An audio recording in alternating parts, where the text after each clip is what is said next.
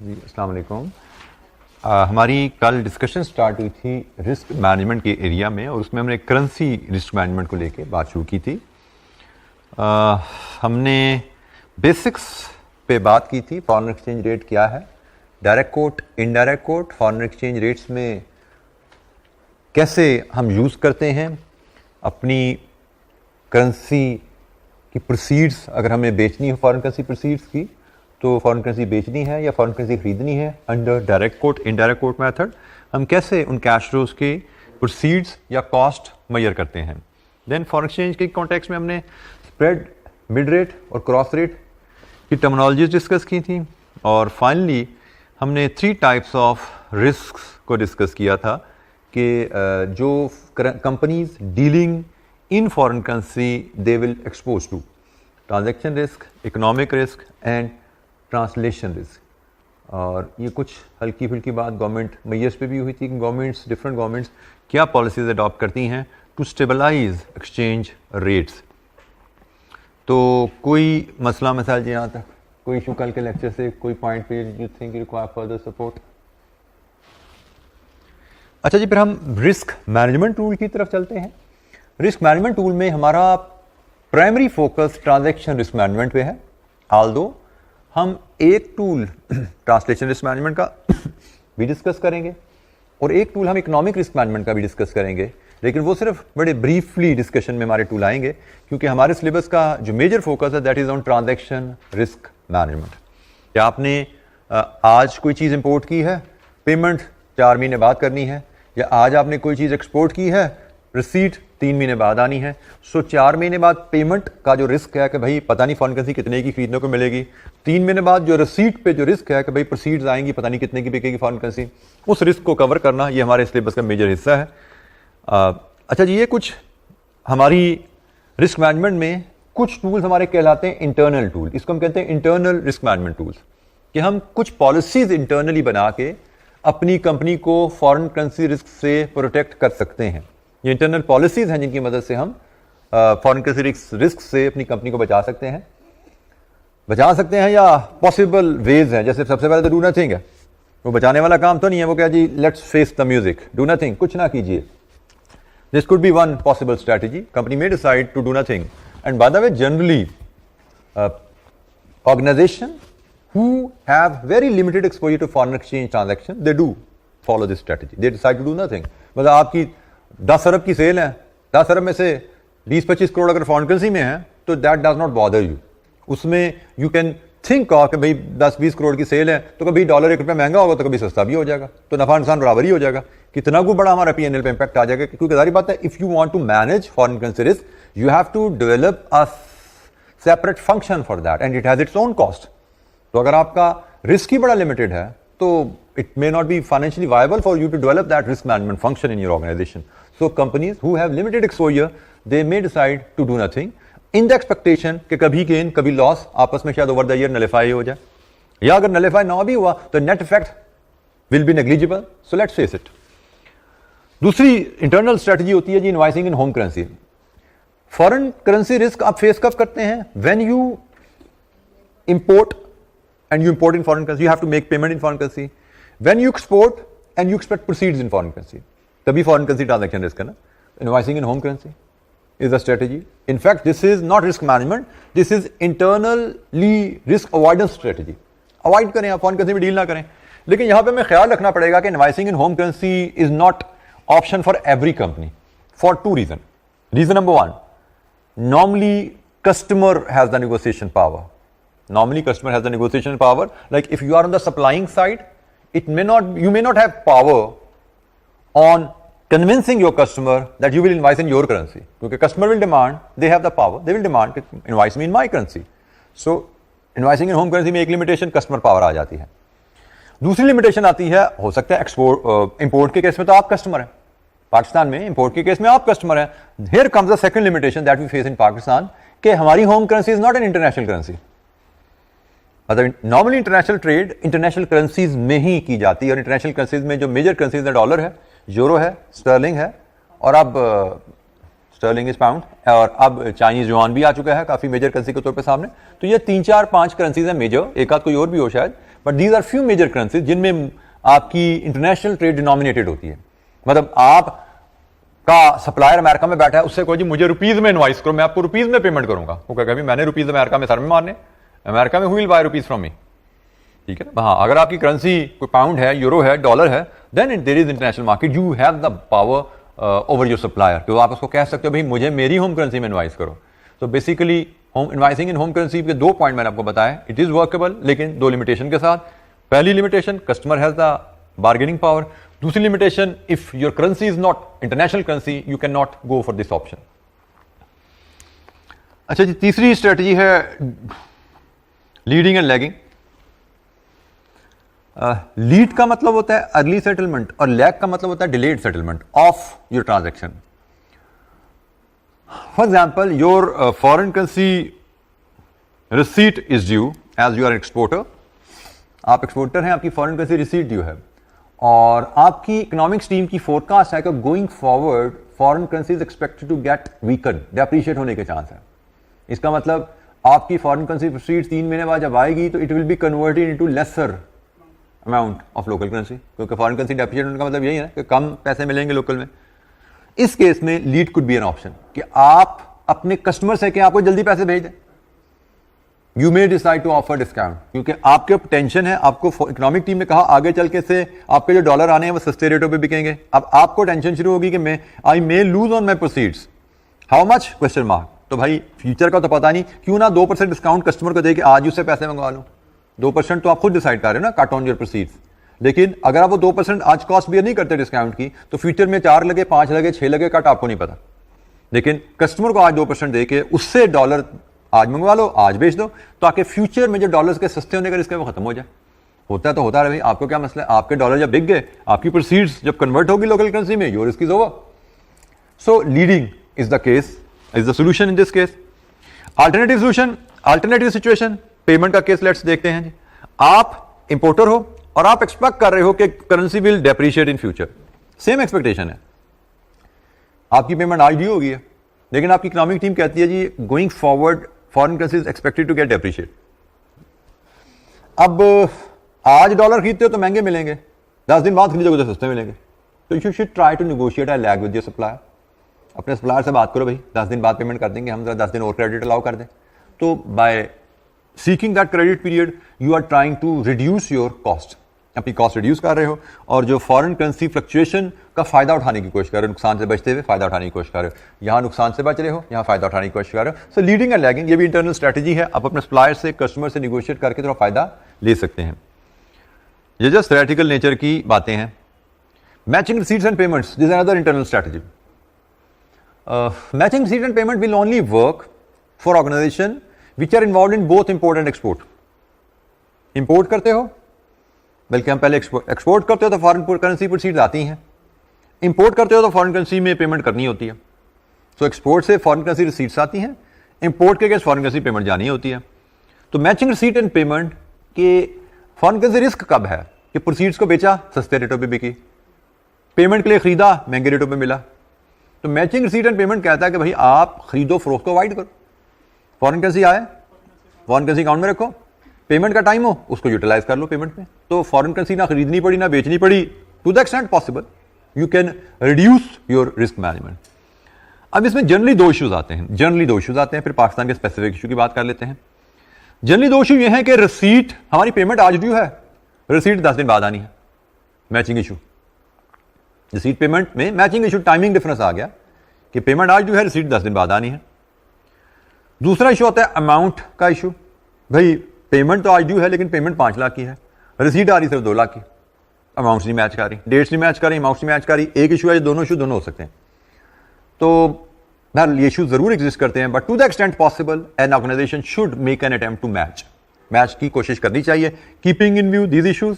शायद हमें perfect match नहीं मिलेगा, लेकिन जितना मैच कर सकें हम करना चाहिए, जितना हम रिस्क इस तरह अवॉइड कर सकें करना चाहिए। अच्छा, हैविंग सेड दिस, पाकिस्तान में इनमें से नहीं हो सकता कुछ भी। पाकिस्तान में matching receipts and payment is not workable. क्यों? Why? Receipt and payment why doesn't work in Pakistan? Matching receipt and payment why doesn't work in Pakistan? नहीं पता?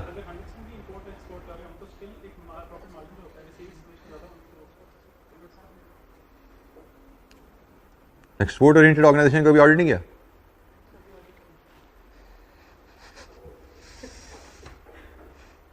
क्या करते रहे आप? ERP में। अच्छा, जी, आप भी नहीं ऑडिट किया कभी? पाकिस्तान में लॉ है स्टेट बैंक का, एक्सचेंज कंट्रोल रेगुलेशंस हैं कि फॉरेन करेंसी आपको प्रोसीड्स जब आएंगी एक्सपोर्ट्स के अगेंस्ट तो they have to be sold to state bank. Exporter cannot keep foreign currency in its foreign currency account. They have to be surrendered to State Bank at the official rate within certain time period, 48, 24, 72 hours. मुझे exactly याद नहीं है, लेकिन this is how it is, this is the law. और इसी तरह जब आपको इंपोर्ट करनी है तो you have to buy it from the State Bank. आपका बैंक आपको ऑफिशियल रेट पे स्टेट बैंक से बाय करके देता है जब आपने इंपोर्ट के अगेंस्ट पेमेंट करनी होती है. ठीक है, so matching receipt and payment does not work in Pakistan, but if you are abroad तो देयर इट मे वर्क, वहां पे ये काम आ सकती है because abroad there may not be such regulation. अच्छा जी, मैचिंग एसेट्स एंड लायबिलिटीज, ये बेसिकली ट्रांसलेशन रिस्क मैनेजमेंट का टूल है. This is the only tool जो हम डिस्कस करने जा रहे हैं ट्रांसलेशन रिस्क मैनेजमेंट के लिए. मैचिंग एसेट्स एंड लायबिलिटीज, हमने कल पढ़ा था कि ट्रांसलेशन रिस्क कब आता है, जब फॉरेन करेंसी सब्सिडरी के एसेट्स को या लायबिलिटीज को आप कंसोलिडेट करने के लिए ट्रांसलेट करते हैं. फॉरेन करेंसी सब्सिडरी के एसेट्स को ट्रांसलेट करते हैं, तो अगर पिछले साल के मुकाबले में आज फॉरेन करेंसी डेप्रिशिएट होगी है तो एसेट्स की ट्रांसलेशन पे there will be exchange loss and vice versa. But risk is there, क्योंकि असल में फॉरेन करेंसी में फिर कहता हूं फॉरेन करेंसी रिस्क में हम ये बात नहीं करेंगे risk of loss, it is risk of uncertainty कि अभी कुछ ना कुछ होने वाला है. हमने फॉरेन करेंसी एसेट रखे हुए हैं तो भाई इस साल जो भी उनका रेट पे ट्रांसलेशन हुई अगले साल इट विल बी डिफरेंट, वो ऊपर है या नीचे है, गेन या लॉस आएगा. हल क्या है मैचिंग एसेट्स एंड लायबिलिटीज, कि अगर किसी ऑर्गेनाइजेशन के पास फॉरेन करेंसी एसेट्स हैं तो वो इक्विवेलेंट अमाउंट की फॉरेन करेंसी लायबिलिटी भी मेंटेन कर ले. मतलब फॉरेन करेंसी एसेट है तो फॉरेन करेंसी लोन भी ले लो, फाइनेंसिंग भी तो आप रेज करते हैं ना ऑर्गेनाइजेशन में, तो फाइनेंसिंग भी फॉरेन करेंसी में रख लो इक्विवेलेंट अमाउंट में. अब डॉलर में 1 मिलियन का एसेट है, अब डॉलर में 1 मिलियन की लायबिलिटी है. अगर डॉलर सस्ता हुआ तो जहां एसेट पे नुकसान होगा वहां पे लायबिलिटी पे इनकम आ जाएगी ट्रांसलेशन पे, एंड वाइस वर्सा. डॉलर महंगा हुआ एसेट पे इनकम आएगी तो लायबिलिटी पे लॉस आ जाएगा, तो गेन लॉस ऑफसेट हो गया. तो अब आप एक्सचेंज रेट का इंपैक्ट से आजाद हो गए हैं. एक्सचेंज रेट ऊपर जाए नीचे जाए आपकी सेहत पे कोई असर नहीं पड़ता. This is the risk management. Risk management ये जरा ध्यान में रखिएगा, रिस्क मैनेजमेंट का मतलब मूवमेंट से मुनाफा कमाना नहीं है. रिस्क मैनेजमेंट का मतलब है मूवमेंट के असरात से फ्री हो जाना. रेट ऊपर जाए नीचे जाए आपकी सेहत पर असर ना पड़े. This is what is called risk management. तो मैचिंग एसेट्स एंड लायबिलिटीज में ऐसा ही होने वाला है. आपका फॉरेन करेंसी एसेट्स हैं, फॉरेन करेंसी लायबिलिटीज भी मेंटेन कर लो. तो अगर एसेट्स पे इनकम है तो लायबिलिटी पे लॉस आएगी, नॉक ऑफ हो जाएगी. एसेट्स पे लॉस है तो लायबिलिटी पे इनकम है, नॉक ऑफ हो जाएगी. ओवरऑल कंसोलिडेटेड फाइनेंशियल स्टेटमेंट में नेट इफेक्ट विल बी 0. जी, एनी क्वेश्चन, कोई सवाल? मैचिंग एसेट्स एंड लायबिलिटीज, ये बैलेंस शीट का जो रिस्क था हमने कहा था ट्रांसलेशन रिस्क, उसकी मैनेजमेंट का टूल है. बाकी अभी तक मैं पीछे डिस्कस कर रहा है ना, वो ट्रांजैक्शन रिस्क मैनेजमेंट की सारी बातें थी. This was the only tool on translation risk management.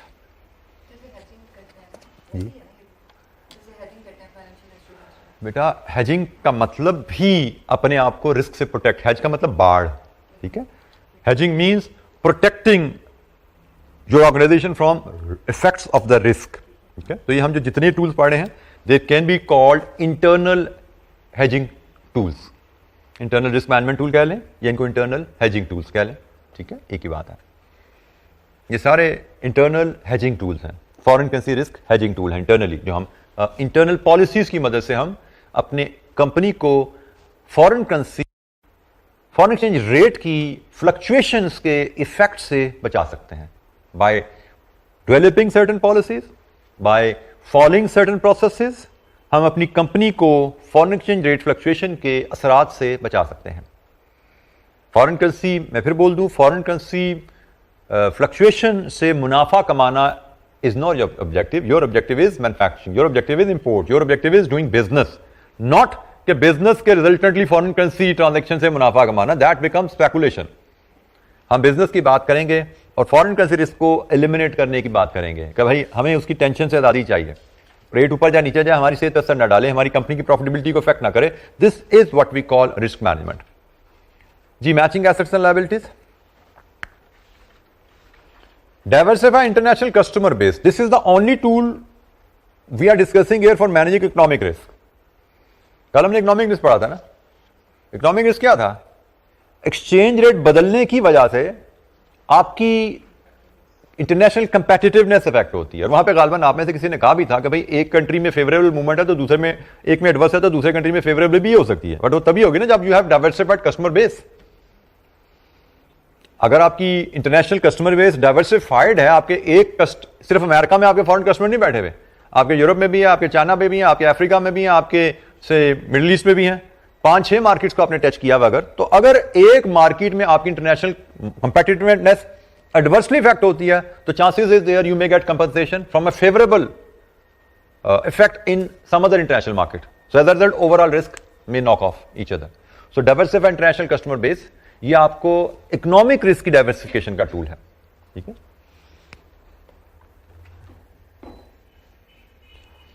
अच्छा जी, ये एक टूल आया है नेटिंग का. ये पहला टूल है जिसपे हमको न्यूमेरिकल एक्टिविटी करने लगे हैं. बड़ा बेसिक सा टूल है. इस पे आई बिलीव शायद में पास पेपर में कोई छोटा मोटा 5-7-8 नंबर का सवाल भी आया हुआ है. बट वो सवाल जो हम ये एग्जाम्पल करने लगे इसके लेवल से बाहर नहीं होने वाला, इसी लेवल का सवाल है. नेटिंग का टूल क्या है, कौन यूज करता है और क्या मकसद होता है इसका? तो जनाब ये पहला जुमला अगर पढ़ें, it is use by large multinational to reduce transaction cost for settlement of intercompany transactions and overall exposure to foreign currency dealing. मतलब it is not really a risk management method. Large multinational से मुराद क्या है कि ऐसी company जिसकी subsidiaries and associates different countries में फैली हुई हैं. डिफरेंट पहला स्टेप, डिफरेंट कंट्रीज में सब्सिडीज फैली हैं, जैसे नेस्ले है, जैसे में भी आईसीआई है, बर्जर है, बड़े बड़े जो हमारे यूनिलीवर हैं, जो बड़े बड़े मल्टीनेशनल्स हैं जिनकी सब्सिडीज डिफरेंट कंट्रीज में फैली हुई हैं. But there is another condition and they have a lot of inter company balances. Pakistan, India, Japan, China, Sri Lanka आपस में खरीदो फरोख्त बहुत ज्यादा है. इंडिया चाइना है, चाइना पाकिस्तान है, पाकिस्तान हांगकांग है, हांगकांग इंडिया है. So there lot of inter company transaction. This is the second condition. Large multinational with large number of intercompany transaction within group. तो इस तरह के केस में होता क्या है कि इन ट्रांजैक्शन को सेटल करने के लिए each company has to buy and remit an amount to the other company. Resultantly शायद एक्सचेंज रिस्क ऑनेस्टली इसमें इतना एग्जिस्ट नहीं उतना करेगा कि इंडियन कंपनी ने डॉलर खरीद के से चाइनीज कंपनी को डॉलर भेजे, तो अगर इंडियन कंपनी को डॉलर खरीदने में नुकसान हुआ तो चाइनीज को शायद फायदा हो जाएगा. ओवरऑल रही तो ग्रुप में ही ना बात. लेकिन जब इन इंटर कंपनी बैलेंसेस को सेटल किया जाता है तो बहरहाल बाइंग सेलिंग स्प्रेड तो डीलर कमा जाता है ना बीच में. एक कंपनी ने खरीदा, दूसरे को भेजा, दूसरे ने बेचा, तो ग्रुप से तो स्प्रेड बाहर निकल गया ना. रिस्क तो शायद नहीं है कि एक ने महंगा खरीदा तो दूसरे ने बेचा भी तो महंगा, लेकिन cost effect in the shape of spread group पे आ गया. दूसरा रेमिटेंस कॉस्ट, वो भी तो है ना कि इंडिया ने चाइना को पेमेंट किया तो रेमिटेंस कॉस्ट भी तो इन्वॉल्व है, बैंकिंग चैनल से पेमेंट गई है, तो ट्रांजैक्शन कॉस्ट टीटी डीडी जो भी गया, सोर्स यूज हुआ, मीडियम यूज हुआ, उसके चार्जेस हैं. Netting basically a solution to this problem कि बजाय इसके वो उसको दे, वो उसको दे, वो इसको दे, वो मुझे दे, मैं इसको दूं, और नेट कर लो भाई. नेट करके बता दो कि ये लेन देन आपस में छूटती कितनी है जान, नेट कितने में जान छूटती है. बजाय इसके 6 लोग एक दूसरे को पेमेंटें करें, कोई 1 या 2 ट्रांजैक्शन नेट करके निकाल लो कि भाई ये इसको दे दे तो बस कहानी खत्म होगी. ठीक है ना. द नेटिंग का मकसद है कि आप इंटर कंपनी जो इंडेटनेस है ग्रुप में उसको नेट ऑफ करके नंबर ऑफ ट्रांजैक्शंस को रिड्यूस कर देते हो.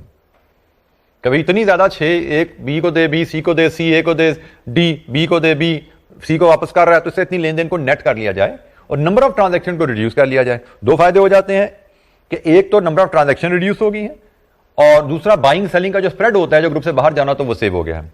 और इसमें भी काम यह किया जाता है कि ये जो नेटिंग की वर्किंग होती है सारी हेड ऑफिस में की जाती है. हेड ऑफिस तमाम ग्रुप कंपनीज की नेटिंग करके एक मेमो निकाल देता है, भाई आपके जो बैलेंसेस आ रहे हैं 30 जून को, उसके हिसाब से एक पेमेंट नंबर 1 है, ए बी को पे कर दे, दूसरी पेमेंट नंबर 2 है, बी सी को पे कर दे, खत्म होगी सारी 8 ट्रांजैक्शन 6 ट्रांजैक्शन ग्रुप की खत्म होगी. लेकिन इस कंक्लूजन तक पहुंचने के लिए दीज आर द स्टेप्स। मैंने इसको नेटिंग को मल्टीलैटरल नेटिंग भी कहा जाता है, मल्टीलैटरल नेटिंग भी कहा जाता है। कौन यूज करेगा ये टूल वो भी बता दिया, इस टूल को यूज करने का फायदा क्या वो भी बता दिया। This is not primarily a foreign currency risk management tool, primarily ये फॉरेन करेंसी रिस्क मैनेजमेंट का टूल नहीं है जिस स्केल पे हम इसको डिस्कस कर रहे हैं। ये यूज किया जाता है ट्रांजैक्शन कॉस्ट को रिड्यूस करने के लिए और बाइंग सेलिंग के स्प्रेड को सेव करने के लिए। वो भी ट्रांजैक्शन कॉस्ट की मद में ही आ जाता है वैसे बाय द वे कि ट्रांजैक्शन सेटलमेंट की मद में ही आ गया वो भी। तो ओवरऑल हम कहते हैं कि नंबर ऑफ ट्रांजैक्शन रिड्यूस की हैं और ट्रांजैक्शन कॉस्ट रिड्यूस कर पाते हैं नेटिंग को फॉलो करके। अच्छा, इसके स्टेप्स क्या हैं? इन स्टेप्स को मैं ऐसे डिस्कस नहीं करता, मैं डायरेक्ट आपको इलस्ट्रेशन पे ले आता हूं और फिर ये स्टेप्स हम पढ़ते जाएंगे। ये स्टेप्स आपके पास अवेलेबल है पेज 431 की बॉटम पे और इलस्ट्रेशन 6 अवेलेबल है पेज 432 पे। मैं इलस्ट्रेशन 6 को फॉलो लेता हूं और उसके मुताबिक फिर ये स्टेप्स को अप्लाई करूंगा। तो इलस्ट्रेशन नंबर 6, ये इलस्ट्रेशन 6 आ गई।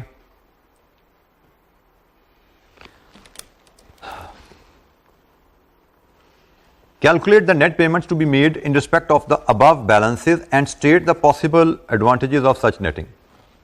अपने ऊपर जो बैलेंसेज हैं इनकी सेटलमेंट के लिए नेट पेमेंट बताइए और पॉसिबल एडवांटेजेस बताइए, उस नेटिंग का फायदा क्या हो रहा है हमें।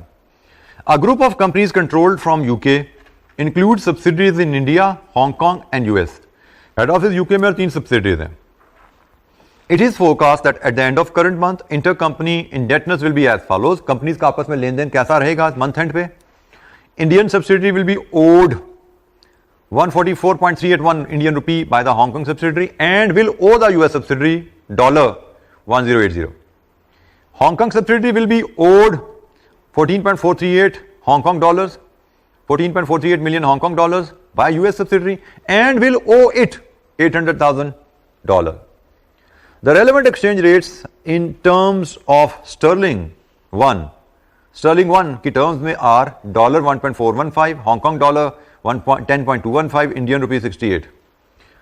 हमें जी ग्रुप कंपनीज में आपस में लेन देन के बैलेंसेस क्या एक्सपेक्टेड है मंथ एंड पे वो बता दिए गए हैं और हमें एक्सचेंज रेट भी बता दिए गए हैं क्या प्रिवेल कर रहे हैं। And we are required netting करके फाइनल ट्रांजैक्शंस क्या हैं जिनसे ये सारे बैलेंसेस सेटल होंगे। अच्छा जी, नेटिंग का पहला स्टेप होता है, जैसे हम पेज 431 पे पढ़ें तो prepare inter company indebtedness grid. Companies का आपस में जो लेन देन है ना वो ग्रिड की शेप में लेके आओ। तो grid how will it look like?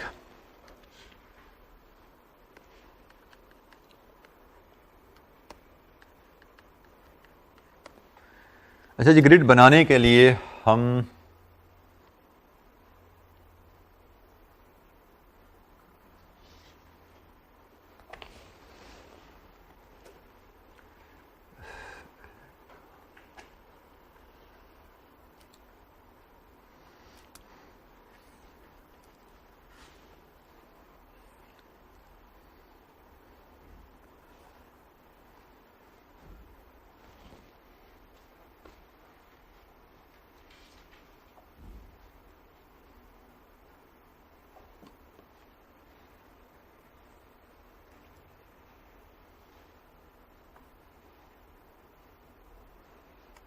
तीन कंपनीज है जिनके आपस में लेन देन है, ऐसा ही है जी। हेड ऑफिस यूके में है लेकिन कंपनीज का लेन देन तो 3 है। तो ये जनाब ग्रिड है। इस ग्रिड में हम यहां पे रिसीविंग कंपनीज प्लॉट करेंगे। तीनों कंपनीज का नाम डालिए। एक है आपकी इंडियन कंपनी इंडिया, एक है हांगकांग और दूसरा यूएस, तीसरी यूएस है, ठीक है। और इस साइड पे आप पेइंग कंपनीज प्लॉट करें।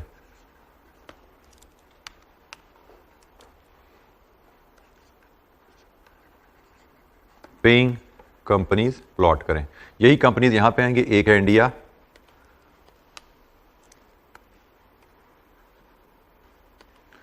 एक है आपकी हांगकांग और एक है US. Step number 1, prepare inter company indebtedness grid. ये ग्रिड की शेप बनाई है। ग्रिड अभी कंप्लीट नहीं हुआ। ग्रिड कंप्लीट कब होगा? जब ये हम तमाम अमाउंट इसमें प्लेस कर देंगे। तो मैं इसके ऊपर लिखता हूं जी ऑल अमाउंट्स इन मिलियंस। मैं तमाम अमाउंट्स इन मिलियन यहां प्लॉट करता हूं। Starting with first amount, Indian subsidiary will be owed. Indian subsidiary will be owed का मतलब इंडियन सब्सिडरी रिसीविंग है या पेइंग है? Will be owed, Indian subsidiary को पैसे मिलने हैं ₹144.381 किससे? हांगकांग से। तो इंडियन कंपनी रिसीविंग एंड पे है, किससे? हांगकांग से। कितने? Indian rupee 144.381। ठीक है जी, पहली आइटम हमने ग्रिड में प्लॉट की। इंडियन कंपनी ने रिसीव करने हांगकांग से 144.381 million rupees, Indian rupee million. दूसरी ट्रांजैक्शन है and will owe the US, Indian company ने पे करना है यूएसए को। कितना पे करना है जी? $1.06 मिलियन इंडिया ने पे करना है यूएस को। $1.06007, चलें आगे तक ले जाते हैं जी। यही है जी, इंडिया ने वसूल करना है, इंडिया ने पे करना है। Hong Kong will be owed, Hong Kong ने वसूल करना है जी। हांगकांग रिसीविंग है, किससे जी? Hong Kong will be owed Hong Kong dollar by USA, Hong Kong ने वसूल करना है यूएस से। कितने जी? Hong Kong dollar 14.438 and will owe it, Hong Kong ने पे करना है यूएस को। हांगकांग ने पे करना है यूएस को कितना जी? 0.8 मिलियन। तो step number 1, prepare inter company indebtedness grid. ये हमारी इंडेटनेस ग्रिड बनी है जी, receiving companies and paying companies. This is step number 1 जी जनाब। इंडेटनेस ग्रिड एक का बैलेंसेस पढ़ लीजिए, उसमें प्लॉट कैसे हुए उनको देख लीजिए। कोई चीज समझ नहीं आती पूछिए।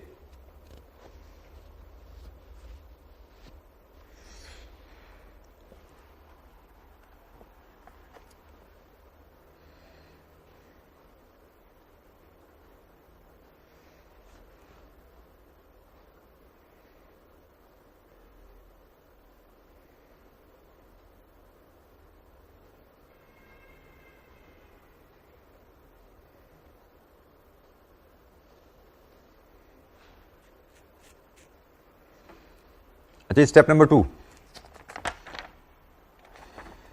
Convert all foreign currency balances in the currency of parent currency using spot mid rate. Parent कौन है जी यहाँ पे? यूके। तो पेरेंट की होम करेंसी क्या हुई? पाउंड।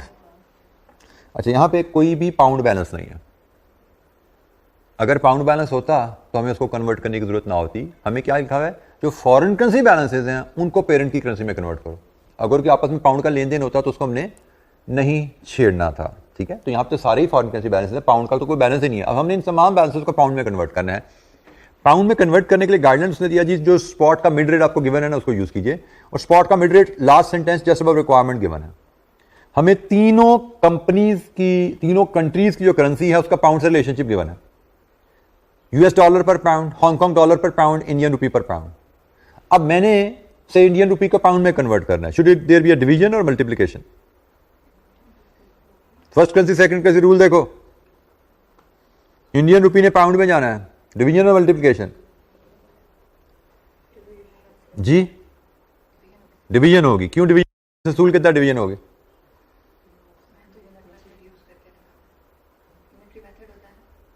अच्छा, इस पे यूनिटी लगा दिया। मुझे ये इसका बताओ, इसको डिवीजन करोगे मल्टीप्लाई करोगे?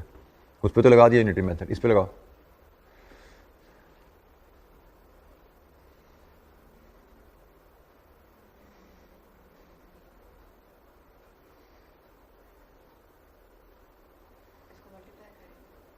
आपका यूनिटरी मेथड फेल हो गया। ठीक है, तो जो सिखाया था ना आपको टेबल कल, उसको खोलो सामने। तो डिवीजन मल्टीप्लाई तो वहां चल रहा है ना भाई, वहीं पे तो फेल हुए। डिवीजन मल्टीप्लाई गलत निकाल दिया। क्या रूल है वहां पे? पहली बात यहां से फैसला करो, are you trying to convert first currency और second currency? Which currency you are trying to convert? Second currency. Second currency conversion कैसे आती है?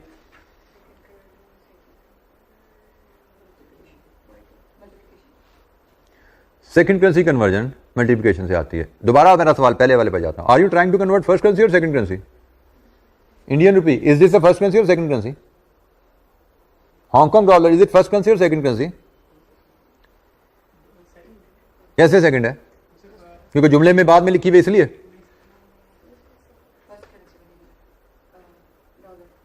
Dollar is first currency. How? Because $1.415 पर पाउंड. एक्सचेंज रेट्स को पढ़ना सीखो. कल मैंने क्लियरली बताया था कि जो करेंसी 1 यूनिट में दी जाती है दैट इज ऑलवेज सेकेंड. आपको सारे एक्सचेंज रेट यूएस डॉलर पर पाउंड, हांगकांग डॉलर पर पाउंड, इंडियन रुपी पर पाउंड के कॉन्टेक्स्ट में गिवन है. तो pound is the second currency and you are trying to convert first currency. ये सारी फर्स्ट करेंसीज हैं आप एक्सचेंज रेट के लिहाज से. तो फर्स्ट करेंसी की कन्वर्जन होती है डिवीजन से. तो जनाब हर करेंसी को रेलेवेंट रेट से डिवाइड कीजिए. इंडियन रुपी 144.381 को डिवाइड करेंगे आप 68.1 से, तो ये स्टर्लिंग आएंगे आपके पास. कितने स्टर्लिंग आए जनाब? 144.381 डिवाइडेड विद 68.1, 2.12 मिलियन पाउंड्स हैं. अच्छा जी, अब डॉलर्स हैं. Dollars 1.06007 divided with American dollar 1.415.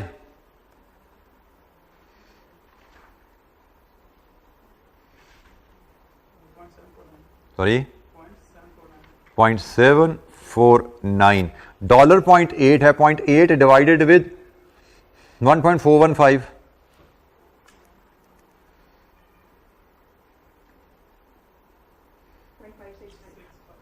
565. ये सब के साथ पाउंड साइन लग रहा है. मिलियन पाउंड बन रहे हैं. ख्याल रखना है, कल मैंने को बताया था कि फॉरेन करेंसी में every amount will have a separate currency sign. Hong Kong dollar 14.438 divide with 10.215.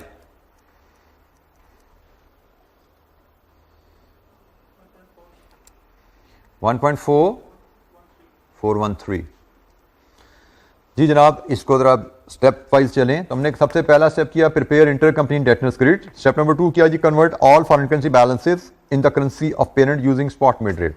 तमाम फॉरेन करेंसी बैलेंसेस को करेंसी ऑफ द पेरेंट में कन्वर्ट कर लिया गया है. Currency of the parent is sterling और हमने एक्सचेंज रेट में चेक किया कि हम फर्स्ट करेंसी को कन्वर्ट कर रहे हैं सेकंड करेंसी में, क्योंकि हमें जो एक्सचेंज रेट गिवन है वो इंडियन रुपी पर पाउंड है, यूएस डॉलर पर पाउंड है, हांगकांग डॉलर पर पाउंड है. Pound is the second currency. We are converting first currencies. First currencies are converted by dividing the amounts with the exchange rates.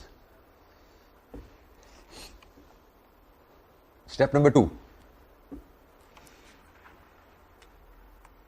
Step number 3, take total of payables by each company and total receivables by each company. जरा देखिएगा.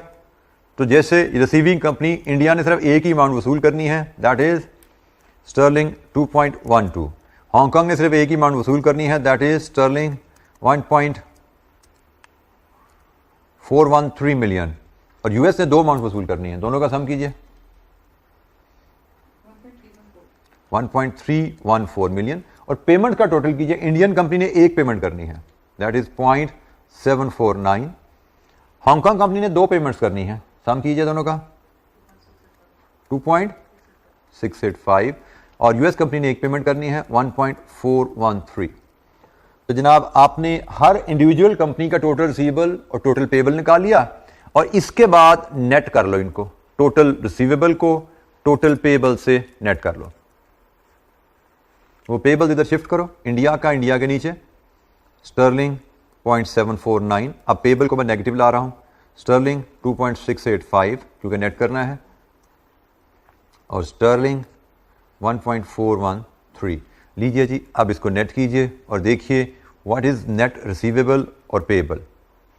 Net receivable और payable.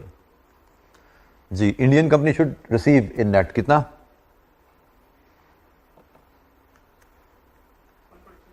1.37. Hong Kong company should pay in net कितना? 27. 3 decimal तो नहीं जाता ये, 272. और US company should pay in net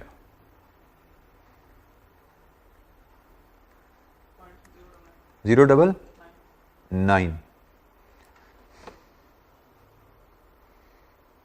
ये दो नेगेटिव को सम कीजिए. उस पॉजिटिव से मैच कर रहा है या कहीं राउंडिंग ऑफ और भी घपला किया आपने? उसमें भी राउंडिंग ऑफ घपला हुआ है. उधर 3 डेसिमल आ रहे थे, नीचे आके आपने 2 डेसिमल बता दिए मुझे. इसका क्या वैल्यू? 1.371. अब आप देख सकते हैं दोनों को सम करें, एग्जैक्टली उससे मैच करेगा. मल्टीलैटरल नेटिंग का नतीजा क्या निकल रहा है? हेड ऑफिस में सारी एक्सरसाइज की गई और हेड ऑफिस एक मेमो चला जाएगा कि भाई यूएस कंपनी इतना और हांगकांग कंपनी इतना इंडियन कंपनी को पे कर दे, all above balances will stand settled. ठीक है, ये हेड ऑफिस में सारी वर्किंग के बाद ये फाइनल नेट पोजीशन क्रिएट की गई है। यूएस इतना पे करेगी, अमाउंट भी देखो रिड्यूस होगी ना कितनी, नंबर ऑफ ट्रांजैक्शन भी 2 रह गई हैं और टोटल 1.371 के इक्विवेलेंट पेमेंट निकलनी है। पहले था मतलब सम देखते इंडिविजुअल तो कितनी बड़ी बड़ी अमाउंट थी, ये देखो ये 3 + 4 + 4.5 मिलियन पाउंड बन रहे थे इधर, और इधर भी इक्विवेलेंट इतने ही होंगे। कितने हैं? 2, 3.5, 4.5, 5 मिलियन इधर से, तो 4.5, 5 मिलियन इधर है, 4.5, 5 मिलियन इधर है, नेट टोटल क्या रह गया? 1.371। तो नंबर ऑफ ट्रांजैक्शंस भी रिड्यूस हो गई हैं आपकी और अमाउंट इन्वॉल्व भी रिड्यूस हो गई है, resultantly group benefit. This is multilateral netting. फायदा क्या है? नंबर ऑफ ट्रांजैक्शंस कम हो गई हैं, अमाउंट कम हो गई हैं, जिसकी वजह से ओवरऑल ग्रुप लेवल पे बेनिफिट मिलता है हमें। जी, एनी क्वेश्चन? ये अब स्टेप्स आप पढ़ लीजिए दोबारा एक दफ़ा, तो उसके बाद कोई चीज़ समझ नहीं आती तो पूछिए। ये आपके स्टेप्स आ रहे हैं आपके सामने जनाब, इन स्टेप में कोई मसला तो पूछिए आप जरा, ये कौन सा स्टेप आपको समझ नहीं आया जो हमने परफॉर्म किया अभी?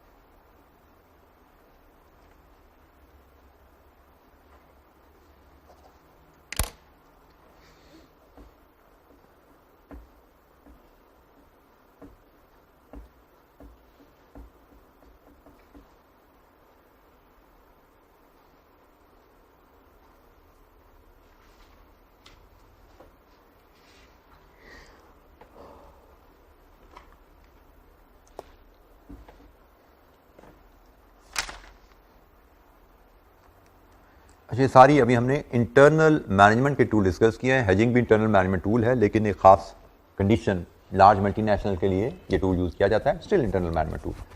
जी, एनी क्वेश्चन, कोई सवाल?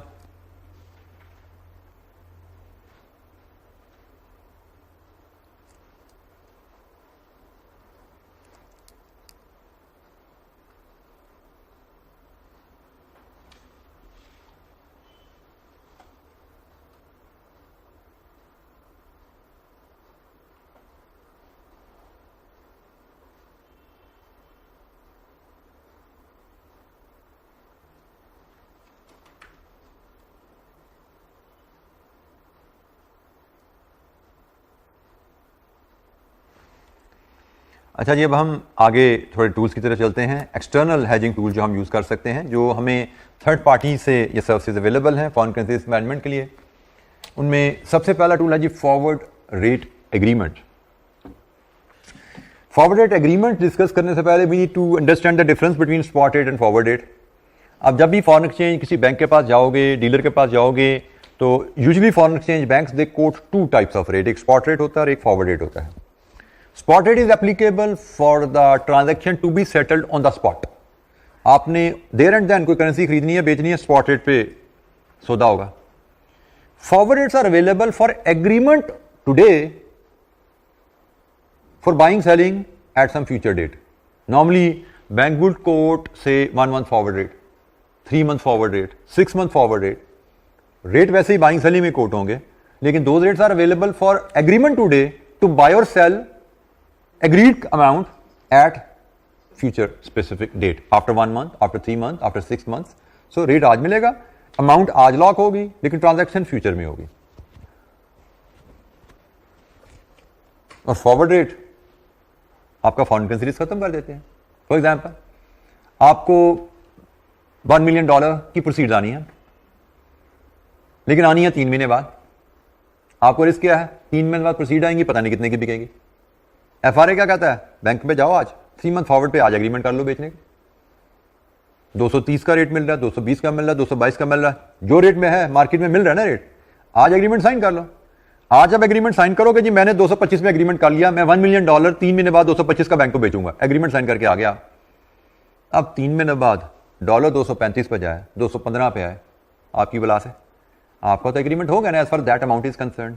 The moment you sign an agreement, your exchange risk is over. Risk तो यही है ना भाई कि मेरी फॉरेन करेंसी प्रोसीड्स पता नहीं कितने की बिकेंगी। That moment you sign an agreement with the bank 225 रुपए पे बिकेंगी, 3 महीने बाद सही, बट कीमत तो लाख होगी ना आज, आपकी प्रोसीड्स तो कंफर्म होगी आज, तो योर रिस्क इज ओवर।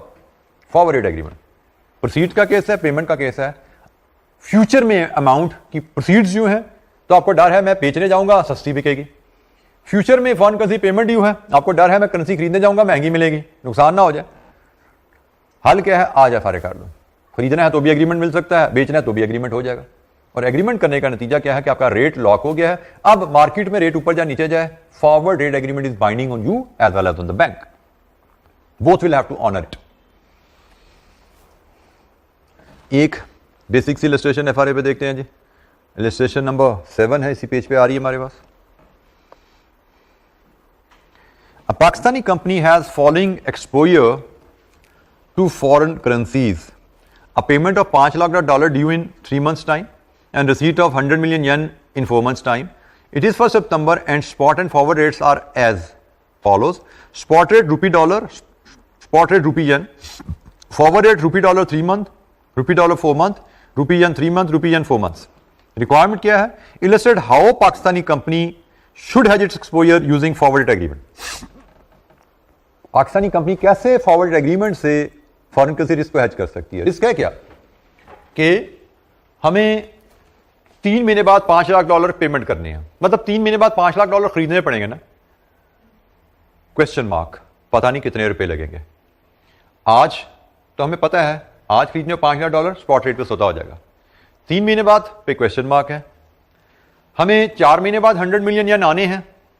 आज येन कितने का बिकता है? रेट अवेलेबल है। 3 महीने बाद हम इंतजार करते रहे कितने का बिकेगा? Question mark. हल क्या है? फॉरवर्ड रेट्स अवेलेबल है, फॉरवर्ड मार्केट अवेलेबल है। आज बैंक से एग्रीमेंट कर लो to buy, to sell in future, and you are able to lock your proceeds, you are able to lock your cost in both cases.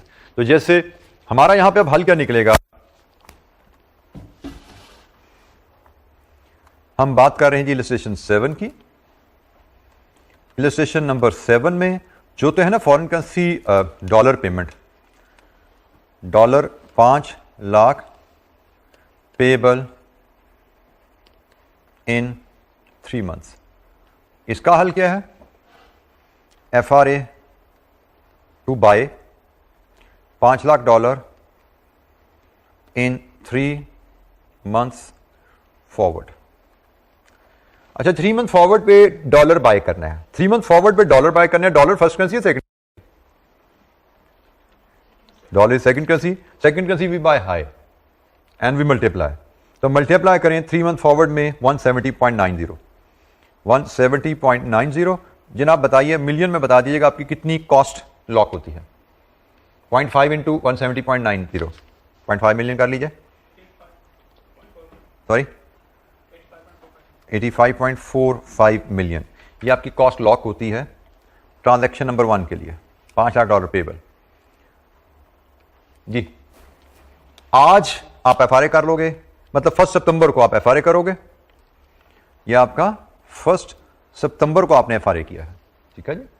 Similarly दूसरी transaction आपकी है येन 100 million receivable इन 4 months। Fear क्या है? 4 महीने बाद जन आएंगे मार्केट में बेचने जाएंगे, पता नहीं क्या रेट चल रहा होगा। हल क्या है? 1 सितंबर को ही FRA to sell yen 100 million in 4 months forward कर लो। येन सेकंड करेंसी है, second currency you sell low and you multiply. 4 month forward में लो रेट 1.73, मल्टीप्लाई किया इट इज ₹173 मिलियन। आज आप एग्रीमेंट करते हो, ये $5 लाख की कॉस्ट लॉक होगी। आज एग्रीमेंट करते हो, ये 100 मिलियन येन की प्रोसीड्स लॉक होगी। 1 सितंबर को आपने एग्रीमेंट किया। अब 3 महीने तक रेट जहां मर्जी जाए डॉलर का, 4 महीने तक रेट जहां मर्जी जाए येन का, आपकी सेहत पे कोई असर नहीं पड़ता। You are free from the effects of foreign exchange rate movement. Foreign exchange rate movement के साथ से आप आजाद हैं as far as these 2 transactions are concerned. ये दोनों ट्रांजैक्शन को आपने FRA से लॉक कर लिया।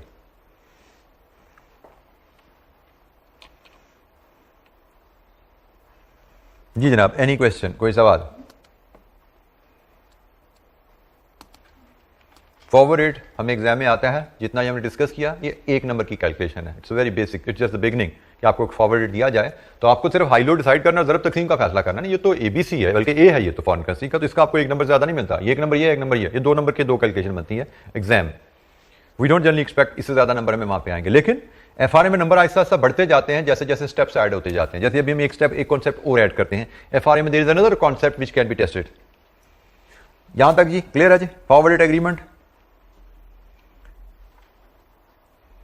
FRA quotations. एग्जाम में बाज़ औक़ात हमें फॉरवर्ड रेट रेडिली अवेलेबल नहीं होते, हमें स्पॉट रेट दिया जाता है और साथ डिस्काउंट्स या प्रीमियम का जिक्र किया जाता है।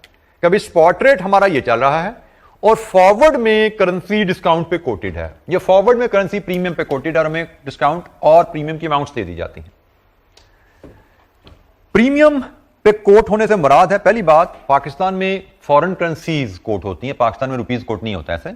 और पाकिस्तान में अगर कहा जा रहा है जी currencies are quoted at premium या dollar is quoted at premium, it is understood foreign currency के प्रीमियम की बात हो रही है, क्योंकि प्राइस किसकी कोट होती है पाकिस्तान में? फॉरेन करेंसी की। तो पाकिस्तान में फॉरेन करेंसी अगर प्रीमियम पे कोट हो रही है, इसका मतलब डॉलर महंगा होने वाला है। पाकिस्तान में अगर डॉलर डिस्काउंट पे कोट हो रहा है, इसका मतलब डॉलर सस्ता होने वाला है। एक्सपेक्टेशन है कि गोइंग फॉरवर्ड डॉलर सस्ता हो जाएगा। आई रिपीट, फॉरवर्ड में अगर डॉलर प्रीमियम पे कोट हो रहा है तो इसका मतलब डॉलर महंगा होने वाला है, और फॉरवर्ड में अगर पाकिस्तान में डॉलर डिस्काउंट पे कोट हो रहा है, इसका मतलब आगे चल के डॉलर सस्ता होने वाला है। फॉरवर्ड में quotation will either be on discounts और it will be on premium. So examiner instead हमें फॉरवर्ड रेट्स दे, वो स्पॉट रेट दे देता है और उसके साथ प्रीमियम और डिस्काउंट की वैल्यूज दे देता है। Spot rate and 3 month premiums, 6 month discounts. तो उस केस में आपको स्पॉट रेट में प्रीमियम या डिस्काउंट को एडजस्ट करके फॉरवर्ड रेट पे जाना पड़ता है, और वहां पे एक तो फिर डायरेक्ट इनडायरेक्ट कोट की कहानी बीच में आती है। पाकिस्तान में अगर डॉलर प्रीमियम पे कोट हो रहा है तो प्रीमियम आपको सिंपली पता होना चाहिए, ऐड होगा ना। मैं आपको कहूं जी डॉलर आज 220 रुपए का है और 3 मंथ फॉरवर्ड में 2 रुपए प्रीमियम है इस पे, इसका क्या मतलब है? डॉलर 3 मंथ फॉरवर्ड जाके महंगा होना है, तो डॉलर महंगा होने का मतलब क्या है? 220 जमा 2। तो पाकिस्तान में डायरेक्ट कोट है, डायरेक्ट कोट में प्रीमियम ऐड होता है स्पॉट में और डिस्काउंट लेस होता है स्पॉट में। लेकिन अगर आपको इनडायरेक्ट कोट में डील करना है तो रूल उलट है। जैसे वहां पे बाइंग सेलिंग का रूल उल्टा था ना, कि भाई डायरेक्ट कोर्ट में we buy low we sell high, we buy high we sell low, यही था ना डायरेक्ट कोर्ट में। तो मैंने कहा जी उल्टा कर लो डायरेक्ट कोर्ट के लिए, you buy low you sell high. Same is the case here. Pakistan का रूल आपको पता है, पाकिस्तान में डॉलर प्रीमियम पे है तो डॉलर प्रीमियम ऐड होगा स्पॉट में, फिर फॉरवर्ड मिलता है हमें, डिडक्ट होगा डिस्काउंट। इनडायरेक्ट कोर्ट में उल्टा हो जाता है। तो एग्जामिनर एक मार्क और ऐड कर सकता है कि हमें फॉरवर्ड रेट ना दे, हमें स्पॉट रेट के साथ डिस्काउंट और प्रीमियम दे दे, और फिर कहे कि फॉरवर्ड रेट बनाओ और फिर एग्रीमेंट करो। तो ये 1-1 नंबर की कैलकुलेशन 2-2 नंबर की हो जाती है।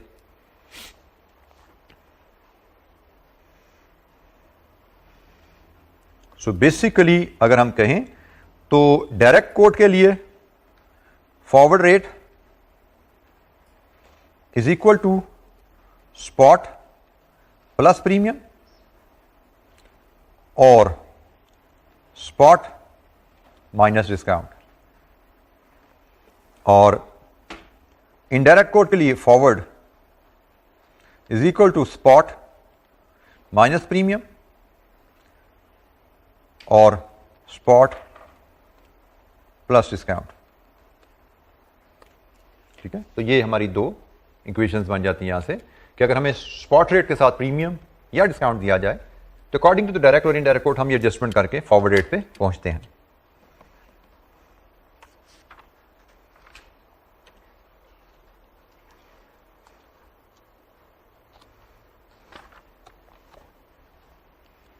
ये नहीं क्वेश्चन, कोई सवाल?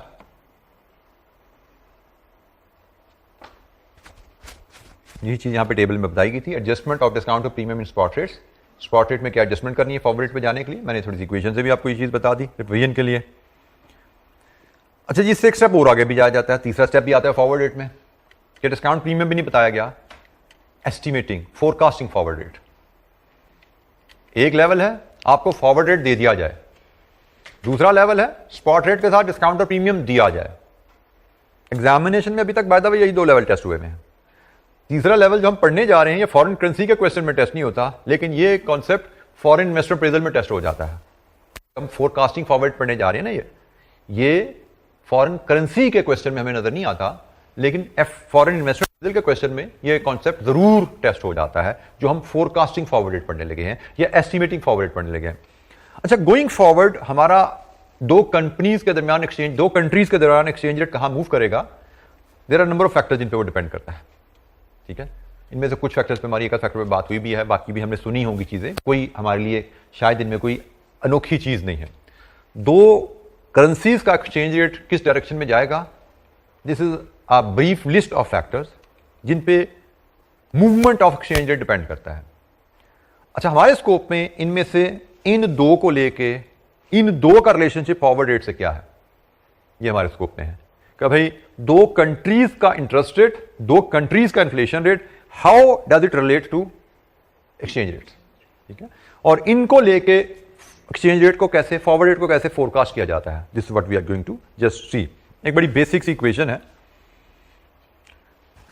बेसिकली ये फॉर्मूला है जी। ये formula forward rate first currency और second currency, forward rate is equal to spot rate first over second dollar पर pound into 1 plus I of first currency over 1 plus I of second currency. मतलब ये dollar पर pound है तो ये dollar का आई, purchasing power party में आई means inflation rate, inflation rate. Again formula सारे हमारे पास होते हैं, हमें सिर्फ इनका यूज आना चाहिए। Forward rate rupees per dollar, इसको मैं आप करेंसी के हिसाब से सुनो जरा। Forward rate rupees per dollar is equal to spot rate rupees per dollar into 1 plus inflation of rupee over 1 plus inflation of dollar. तो आप इस तरीके से फॉरवर्ड रेट फोरकास्ट कर सकते हो परचेजिंग पावर पैरिटी मॉडल के तहत 2 कंट्रीज के इन्फ्लेशन रेट को यूज करते हुए, 2 कंट्रीज के एक्सपेक्टेड इन्फ्लेशन रेट को यूज करते हुए, 2 कंट्रीज के एक्सपेक्टेड इन्फ्लेशन रेट को यूज करते हुए और 2 कंट्रीज के आपस में स्पॉट रेट को यूज करते हुए आप इनकी फॉरवर्ड रेट की फोरकास्टिंग कर सकते हो। इन्फ्लेशन को लेके फॉरवर्ड रेट फोरकास्ट करना is a very basic principle. Inflation क्या होती है जी? इन्फ्लेशन क्या होती है? Rise in prices but alternatively it is fall in value of money ना। तो 2 कंट्रीज की इन्फ्लेशन आपको पता हो, फॉर एग्जांपल पाकिस्तान की इन्फ्लेशन 10% है, अमेरिका की इन्फ्लेशन 5% है। इसका मतलब क्या है कि पाकिस्तान की करेंसी 10% से गिर रही है और अमेरिका की करेंसी 5% से गिर रही है। Resultantly what should happen as far as exchange rate is concerned? Relatively dollar should get stronger. तो ये फार्मूला उसी चीज को इनकॉर्पोरेट कर रहा है। पाकिस्तान की इन्फ्लेशन हाई है, अमेरिका की इन्फ्लेशन लो है, तो this should result in strengthening of dollar going forward. वही चीज यहां पर रिफ्लेक्ट हो रही है। एक बेसिक सी कैलकुलेशन से इसको समझते हैं। इलस्ट्रेशन 8 की कैलकुलेशन देखते हैं, उससे ये सारी चीज अगर कोई कमी बेशी रहेगी यहां से क्लियर हो जाएगी आपको। ये जी डेटा में गिवन है, डॉलर पर pound spot rate, annual inflation dollar का क्या है और यूके का क्या, यूएस का क्या है, यूके का क्या है। इन्फ्लेशन तो कंट्री वाइड दिए जाते हैं ना। और हमसे पहली रिक्वायरमेंट है एक्सपेक्टेड 1 ईयर फॉरवर्ड रेट। जनाब ये फार्मूला है, इसको यूज करते हुए इन इन्फ्लेशन रेट की मदद से इस स्पॉट रेट को लेके अब 1 ईयर फॉरवर्ड रेट फोरकास्ट करते हैं हम।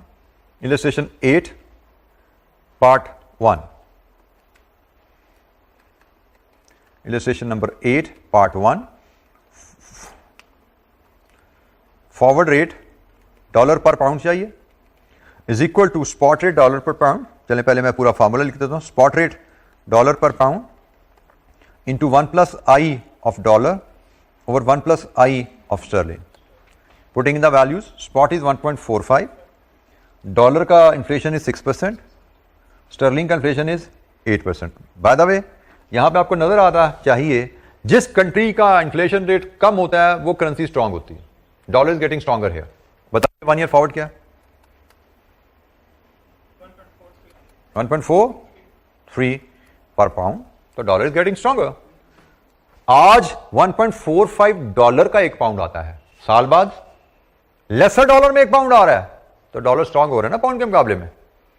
आज 1.45 डॉलर का 1 पाउंड आता है, साल बाद लेसर डॉलर में 1 पाउंड आ रहा है, तो dollar is getting strong in 1 year time. अच्छा ये 1 ईयर फॉरवर्ड है, इलस्ट्रेशन 8 में और भी रिक्वायरमेंट है। कहते हैं जी 6 मंथ फॉरवर्ड बताओ। Rule is very simple, 6 month forward है ना, सुन लो जरा, इस रेट को 6 मंथ का बना दो। साल का रेट है 6%, 6 मंथ का क्या हुआ 3%। साल का रेट है 8%, 6 महीने का क्या हुआ 6 मंथ फॉरवर्ड आ गया। इसी तरह 3 मंथ फॉरवर्ड, इसी तरह 1 मंथ फॉरवर्ड। निकाल के दिखाओ जरा मुझे। Part 2, 3 and 4। सो ये आपने 1 ईयर फॉरवर्ड बनाया है, आप मुझे 6 मंथ फॉरवर्ड दीजिए, 3 मंथ फॉरवर्ड दीजिए और 1 मंथ फॉरवर्ड दीजिए।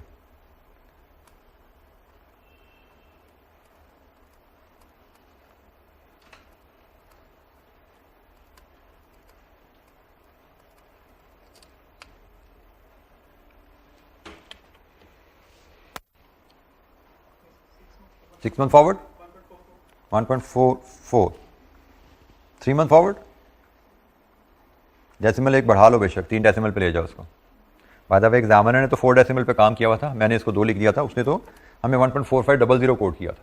तो इसको भी जरा 4 डेसिमल पे ले जाओ जरा, ताकि हम जरा सिमेट्री में आ जाए।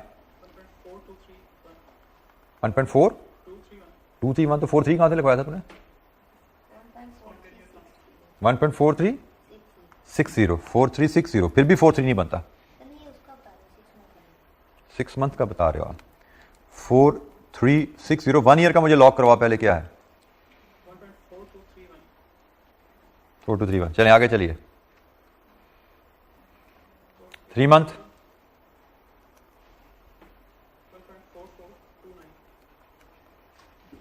1 मंथ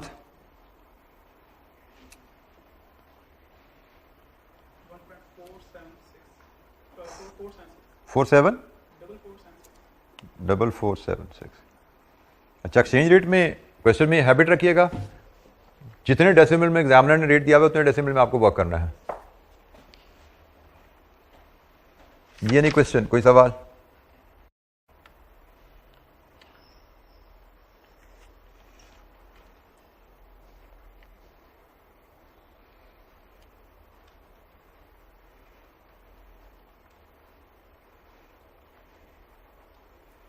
इलस्ट्रेशन 8 हमने परचेजिंग पावर पैरिटी की मदद से फॉरवर्ड रेट फोरकास्ट किए हैं। 1 year forward, 6 month forward, 3 month forward and 1 month forward. कोई इशू? जी बेटा, मैंने क्या लाइन बताई थी भाई? बेटा एक्सचेंज रेट आपके सामने लिखे नजर आ रहे हैं कि स्पॉट 1.45 है, 1 ईयर फॉरवर्ड 1.4231 है। इसमें क्या चैलेंज नजर आ रहा है आपको? पूछिए जरा मुझे। नहीं, मैंने जो बताया था भूल जाइए। आपको कंफ्यूजन क्या? आप मुझे कंफ्यूजन पूछे। मैंने जो बोला तो उसको छोड़ें जरा फिलहाल। क्या बताया था मैंने? मुझे आप चले, मैं आपसे सवाल पूछता हूँ, इस केस में कौन सी करेंसी स्ट्रांग हो रही है, कौन सी करेंसी वीक हो रही है? आप बताएं मुझे भाई। बेटा मुझे सिर्फ ये 2 रेट्स देख के बता दीजिए पहले। ये डॉलर का इन्फ्लेशन है, ये पाउंड का इन्फ्लेशन है, कौन सी करेंसी स्ट्रांग हो रही है? Dollar is getting strong. बिल्कुल ठीक बोला है, और यही चीज मैंने आपको बताई यहां पे नजर आ रही है। आज 1.45 डॉलर का 1 पाउंड आता है, साल बाद लेसर डॉलर्स का 1 पाउंड आ रहा है। लेसर डॉलर के बदले 1 पाउंड मिल रहा है। तो डॉलर स्ट्रांग हो गया ना भाई, कम डॉलर दे के आपको 1 पाउंड मिल जाता है आगे चल के। तो डॉलर इज गेटिंग स्ट्रॉन्गर। जी, जितना शॉर्टर पीरियड होगा फॉर द फॉरवर्ड रेट, ये फॉरवर्ड रेट उतना ज़्यादा होगा, उतना गैप मूवमेंट कम होगी स्पॉट से।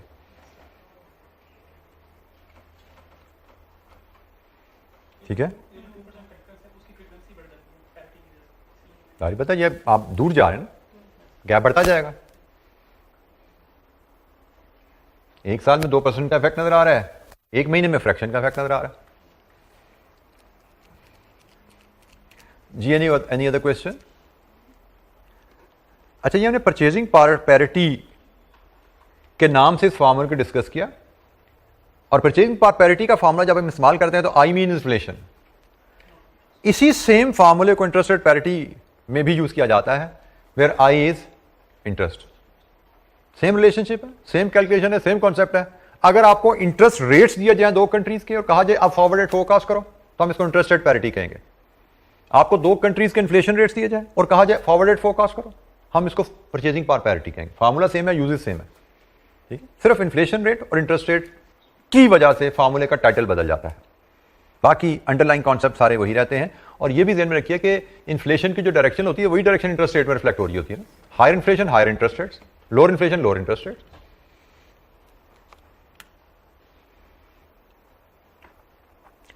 अच्छा जी, फॉरवर्ड रेट एग्रीमेंट के बारे में एक पॉइंट डिस्कस करके हम नेक्स्ट टूल पे मूव करेंगे। फॉरवर्ड रेट पर डिस्कशन खत्म नहीं, आगे सवाल करते रहेंगे, आते रहेंगे, इनकी डिस्कशन रिवीजन हमारे साथ आती रहेगी। बट फिलहाल पहले फेज में इसकी लर्निंग को हम क्लोज करने के लिए आखिरी पॉइंट डिस्कस करते हैं, आखिरी इलस्ट्रेशन करते हैं, नेक्स्ट टूल पे मूव करेंगे। जैसे मैंने थोड़ी देर पहले भी बोला था, फॉरवर्ड एग्रीमेंट बाइंडिंग एग्रीमेंट होते हैं। मतलब आपने बैंक से एग्रीमेंट किया टू सेल प्रोसीड्स कि जी मुझे 3 महीने बाद $1 मिलियन आएंगे, मैं आपको $1 मिलियन बेचना चाहता हूं, एग्रीमेंट करो। बैंक ने आपसे एग्रीमेंट टू बाय कर लिया कि ठीक है मैं आपसे बाय कर लूंगा, रेट लॉक हो गया। अब 3 महीने बाद बैंक के पास आप कोई इश्यूज प्रेजेंट नहीं कर सकते कि जी मेरा कस्टमर डिफॉल्ट हो गया, मेरा कस्टमर बैड हो गया, मैं आपको डॉलर नहीं दे सकता। रीजन बीइंग, बैंक ने सिर्फ आपसे खरीदने का एग्रीमेंट नहीं किया होता, बैंक ने किसी को बेचने का एग्रीमेंट भी किया होता है। बैंक ने तो अपना स्प्रेड ही कमाया होता है फॉरवर्ड में भी। बैंक स्पॉट में भी स्प्रेड कमा रहा है, बैंक फॉरवर्ड में भी स्प्रेड ही लॉक कर रहा है। बैंक स्पेकुलेट नहीं करता, बैंक्स आर रिस्क एवर्स। सो आपसे बैंक ने $1 मिलियन बाय करने का एग्रीमेंट किया हुआ है, तो किसी को सेल करने का एग्रीमेंट किया हुआ है। So no one can back out. ना आप एज अ सेलर बैकआउट कर सकते हैं, ना दूसरी party as a buyer back out कर सकती है। इसको हम कहते हैं forward agreement must be closed out, और फॉरवर्ड एग्रीमेंट क्लोज आउट होता है डिलीवरी से। अगर आपका कस्टमर बैड हो गया, you have to honour it. आपने फॉरवर्ड एग्रीमेंट को ऑनर करना है, और ऑनर करने के लिए आपको बेशक मार्केट से डॉलर खरीद के बैंक को बेचने पड़े, you have to do it. Similarly आपने इंपोर्ट की, ऑर्डर प्लेस किया, साथ ही आपने बैंक से कहा कि मुझे 6 महीने बाद $1 मिलियन चाहिए होगा, जरा एग्रीमेंट कर लो, एग्रीमेंट हो गया। अब 6 महीने गुजरे, पेमेंट का टाइम आया, आप बैंक के पास जाते जी मेरे तो आधी कंसाइनमेंट ही कैंसिल हो गई थी क्वालिटी पे, मुझे सिर्फ 5 लाख चाहिए। बैंक वुड से नो, मैंने तो भाई आपके बिहाफ पे 1 मिलियन खरीदने का बंदोबस्त करके बैठा हूं, you have to buy 1 million from me. नहीं चाहिए, मार्केट में जाके भेज दो, जो भी रेट चल रहा है, I am least bothered. So forward agreement has to be perform, it is binding agreement. एक साथ में कर लिया, बाइंडिंग है, रेट ऊपर जाए नीचे जाए, आपको डॉलर चाहिए नहीं चाहिए, पैसे हैं नहीं है, you have to honour it. एक छोटी सी इलस्ट्रेशन इसके ऊपर देखते हैं, पेज 434 पे, इलस्ट्रेशन 9।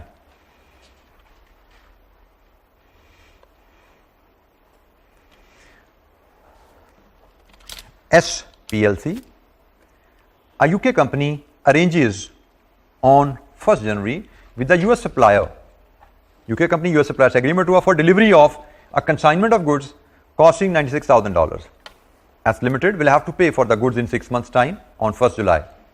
1st जनवरी को ऑर्डर दिया, 1st जुलाई को पेमेंट करनी है 96,000 की। The company therefore arranges a FRA for its bank to sell it $96,000 in 6 months time.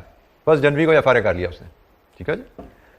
In the वो हुआ क्या हुआ, the size of consignment is reduced and on 1st July S limited only needs $50,000 to पे।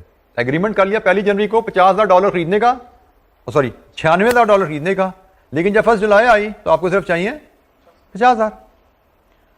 लेकिन we should know कि FRA has to be honoured, close out.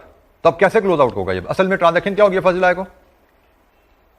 The company should buy 96, will use 50 to settle the liability and sell remaining 46 in the market. FRA के तहत 96 खरीदने पड़ेंगे भैया आप, क्योंकि आपने 1st जनवरी को एग्रीमेंट टू बाय 96,000 कर लिया, ठीक है जी। आप 1st जनवरी को एग्रीमेंट टू बाय जो किया है उसको ऑनर करोगे 1st जुलाई को, $96,000 खरीदोगे उस रेट पे जो भी एग्री हुआ है, उसमें से 50,000 यूज करोगे, बाकी मार्केट में बेचोगे 46,000।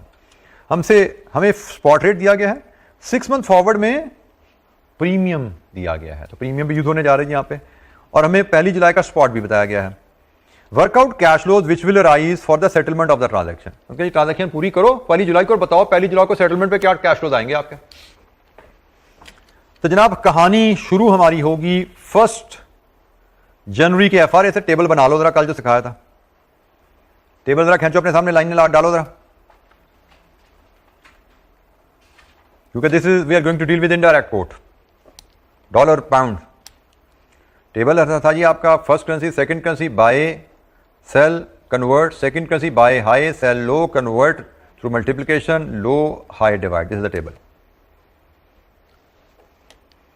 अच्छा जी, 1 जुलाई को होना क्या है?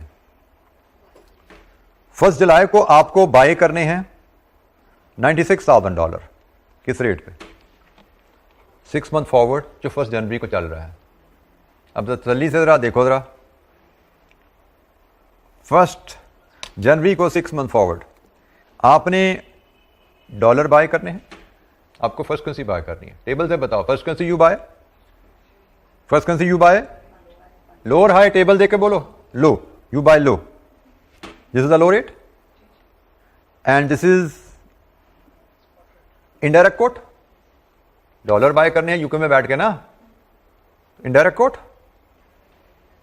प्रीमियम एडजस्ट करना है। इनडायरेक्ट कोट में प्रीमियम कैसे एडजस्ट होता है? डायरेक्ट कोट पाकिस्तान में प्रीमियम पाकिस्तान में ऐड होता है, इनडायरेक्ट कोट में लेस होता है। तो ये जनाब इसका रेलेवेंट प्रीमियम, ये हमने लेस करना है। ये प्रीमियम इसका है, ये प्रीमियम इसका, रिस्पेक्टिव प्रीमियम होता है, ठीक है। और इसमें एक पॉइंट और भी है नोट करने का, और वो नोट ये है कि भाई रेट डॉलर में है, प्रीमियम, ये भी ख्याल रखना है आपने। प्लस माइनस तो देखना ही देना है, करेंसी भी मैच करानी है। सेंट्स को डॉलर में कन्वर्ट करने के लिए 100 से डिवाइड करते हैं। तो जनाब हमारा फॉरवर्ड रेट है 1.5145 minus 0.0095, sorry plus, indirect code में नहीं, प्लस माइनस माइनस, ठीक है। तो इसीलिए मैंने कहा टेबल पे तवज्जो रखनी है, नहीं तो सर स्लिप हो जाती हैं। डायरेक्ट इनडायरेक्ट दोनों आएंगे, हो सकता है एक ही सवाल में डायरेक्ट भी आए, इनडायरेक्ट भी आए, दोनों आएंगे। तो अगर टेबल आपने नहीं रखा होगा, you will get confused, mix up कर जाओगे चीज़ों को। तो जनाब हमारे लिए यहाँ पे रेट जिस पे हम सौदा करने जा रहे हैं, फर्स्ट करेंसी ने कन्वर्ट होना है डिवीजन से, डिवीजन होनी है 6 मंथ फॉरवर्ड पे, और वो आ रहा है 1.5145 माइनस 0.0095। तो जनाब FRA के तहत बताइए आपको कितने पाउंड्स पे करने पड़ेंगे? $96,000 बाय करने के लिए कितने पाउंड पे करने पड़ेंगे?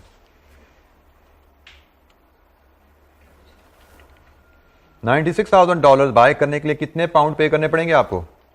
आपने 1 जनवरी को FRA किया था, 1 जनवरी को ये ट्रांजैक्शन एग्जीक्यूट हो रही है, FRA क्लोज हो रहा है। This is what we call closing out FRA। 63787 pounds, खत्म होगी कहानी, और कहां जाना है जी? Is it so? 63787 पाउंड्स, ये हमने 1 जुलाई को पे करने हैं। फिर हमें $96,000 हमने खरीद लिए इतने पाउंड पे करके, बट अब हमें 96 चाहिए नहीं, हमें चाहिए कितने? 46 हमें बेचने पड़ेंगे। ये हमने थ्रू FRA बाय किया ना, थ्रू FRA बाय किया है, ठीक है। अब हम सेल करेंगे सरप्लस, जो हमारे लिए सरप्लस है। कितने सरप्लस है? 46,000, और ये सेल करेंगे हम एट स्पॉट। और 1 जुलाई को स्पॉट उसने में दिया हुआ है, हमने फर्स्ट करेंसी सेल करनी है जी। First currency we sell high and we divide. तो डिवाइड कीजिए 1.5110 से, कितने पाउंड्स की प्रोसीड आई? 46,000, 1.5110 पे सेल किया, कितने पाउंड की प्रोसीड आई? 39961। लीजिए जी, नेट कॉस्ट ऑफ बाइंग $50,000। ये आउटफ्लो है, ये इनफ्लो है, कितने पाउंड? इसमें से ये माइनस कर दो, नेट कर दो। 63 में से 39 में कितना जी? ये कोई गड़बड़ें हो रही हैं, मुझे लगता है कुछ। बेटा कुछ चीजें समझ नहीं आ रही, कैलकुलेटर कौन सा पकड़ा हुआ आपने? दोबारा कैलकुलेट करो जरा, 46,000 के से डिवाइड करो, क्या है? 46,000 को 1.5110 से डिवाइड करो।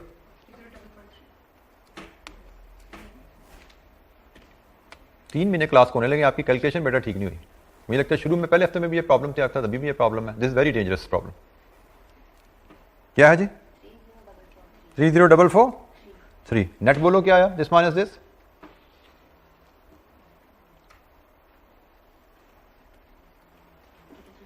ट्रिपल 344। ये है जी आपकी नेट ट्रांजैक्शन। आपने FRA बेशक 1 जनवरी को कर लिया था, FRA आपने 1 जनवरी को कर लिया था। 1 जुलाई को आपको बेशक 50,000 चाहिए, but FRA has to be closed out. जो एग्रीमेंट किया था दैट मस्ट बी ऑनर्ड। वो ऑनर करने के लिए आपको $96,000 बाय करने पड़ेंगे, इतने पाउंड पे करके। आपको चाहिए सिर्फ 50, तो 46 को स्पॉट पे बेचोगे आप। स्पॉट उसको जो चल रहा था उस पर बेचा, इतने पाउंड रिकवर कर लोगे। नेट कैश आपके पास बचा $50,000 अवेलेबल फॉर सप्लायर एंड 33344, ये आपकी कॉस्ट इन पाउंड्स।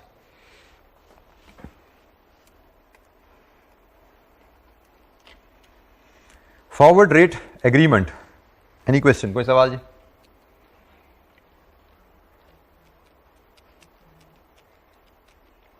अच्छी 10 मिनट की ब्रेक, उसके बाद हम फिर कंटिन्यू करेंगे। नेक्स्ट हेजिंग टूल, ये भी बेसिक हेजिंग टूल है मनी मार्केट का। बेसिकली एफआरए और मनी मार्केट ये दोनों टूल अब आपके कैप 6 में जा चुके हैं। बाय द वे हम जो पढ़ रहे हैं ना, ये कैप 6 के बच्चों को मैं थोड़े दिनों बाद पढ़ा रहा हूँ। तो आप लोगों ने चूंकि कैप 6 नहीं पढ़ा हुआ, तो इसलिए we are spending much more time. Otherwise आने वाली जनरेशन के लिए it will become a revision. FRA and money market it will become a revision. तो we take a 10 minutes break, उसके बाद मिलते हैं जी। Thank you. अच्छा जी, ब्रेक से पहले हम डिस्कस कर रहे थे जी फॉरवर्ड रेट एग्रीमेंट। उस पर हमने इनिशियल लेवल ऑफ डिस्कशन, बल्कि मैं तो कहूँगा कंप्लीट ही तकरीबन हमारी डिस्कशन हो चुकी है। आगे चल के शायद रिवीजन ही हमें मिलेंगी। एफआरए के लेवल के हम तमाम पॉइंट्स जो रेलिवेंट थे वो कवर कर चुके हैं। तो कोई इशू जनाब, कोई ब्रेक में कोई थॉट आई हो एफआरए के ऊपर? हम बेसिक टूल्स अभी डिस्कस कर रहे हैं, जिसमें पहला टूल हमने हेजिंग का डिस्कस किया, जो एक्सटर्नल हेजिंग टूल है। इंटरनल हेजिंग स्ट्रेटजीज के बाद हम एक्सटर्नल हेजिंग टूल पे आए। उसमें पहला टूल हमने डिस्कस किया forward rate agreement. The next hedging tool, ये भी बेसिक टूल है, it is money market hedge. Money market hedge समझने से पहले मनी मार्केट की टर्म को समझ लें। तो जनाब पहले एक होती है कैपिटल मार्केट और एक होती है मनी मार्केट। कैपिटल मार्केट होती है आपकी स्टॉक मार्केट और मनी मार्केट आपकी होती है banks. Capital market is a market where you can invest और raise long term funds. Stock exchange है ना, शेयर्स इशू करने हैं, शेयर्स में पैसा इन्वेस्ट करना है, स्टॉक मार्केट। टीएफसीज इशू करने हैं, टीएफसीज में पैसा इन्वेस्ट करना है, stock market. Long term funds investment है या रेज करने हैं, स्टॉक मार्केट। शॉर्ट टर्म में फंड्स रेज करने हैं, शॉर्ट टर्म में फंड्स इन्वेस्ट करने हैं, बैंक्स, मनी मार्केट। तो लॉन्ग टर्म फंड्स के लिए कैपिटल मार्केट है, शॉर्ट टर्म फंड्स के लिए मनी मार्केट है। Capital market is stock exchange, money market is bank. तो जब हम मनी मार्केट हेज की बात करते हैं, सो मनी मार्केट हेज से मुराद है a hedge which is created by using a short term deposit and a short term loan at the money market interest rate. This is what we call money market hedge. ऐसा hedge जिसमें एक short term deposit लिया जाए और एक short term loan लिया जाए। इन दो ट्रांजैक्शंस को, मनी मार्केट की दो ट्रांजैक्शन को मिला के जो हेज बनाया जाता है उसको हम मनी मार्केट हेज कहते हैं। सो फॉरेन करेंसी रिस्क को एक लोन और एक डिपॉजिट से कैसे हेज किया जाता है, उसका मैकेनिज्म अभी हम देखेंगे मनी मार्केट हेज की डिस्कशन में। तो मनी मार्केट क्या है और मनी मार्केट हेज से क्या मुराद है जी? एनी क्वेश्चन, कोई सवाल?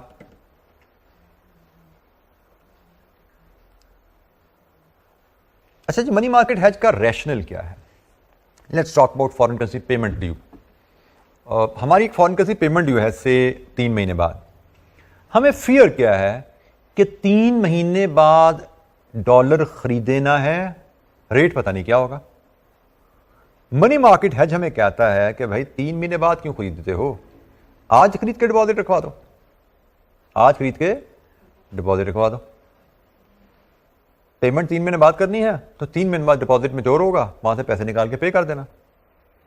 तो 3 महीने बाद फॉरेन करेंसी पेमेंट ड्यू है, 3 महीने बाद खरीदने की बजाय आज खरीद लो।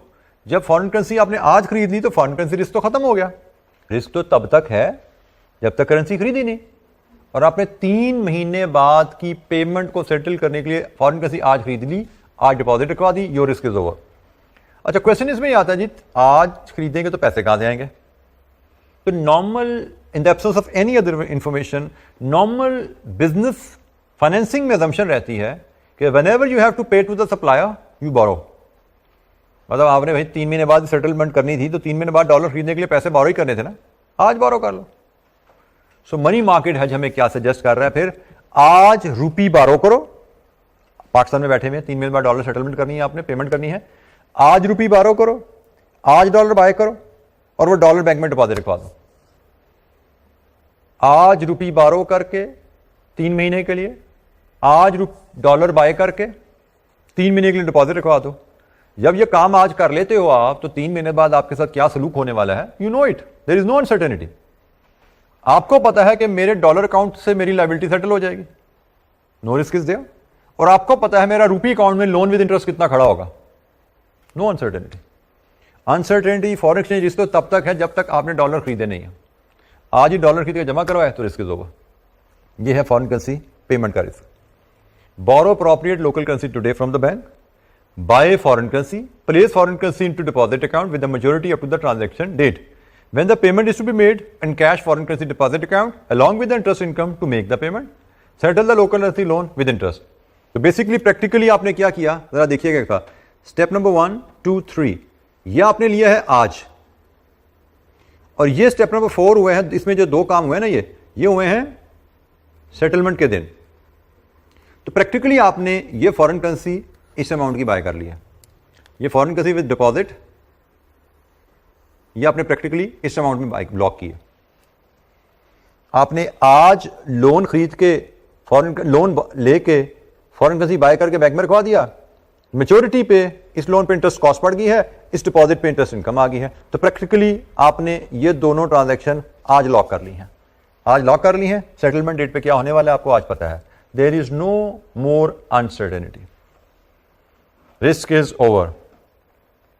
एक काम करते हैं, इलस्ट्रेशन 10 में पेज 435 में हमारे पास इलस्ट्रेशन 10 अवेलेबल है, उसका एक हिस्सा फॉरेन करेंसी पेमेंट का है, उस पर बात करते हैं। ट्रांजैक्शन वही है जो हमने पहले एफआरए में डील की थी।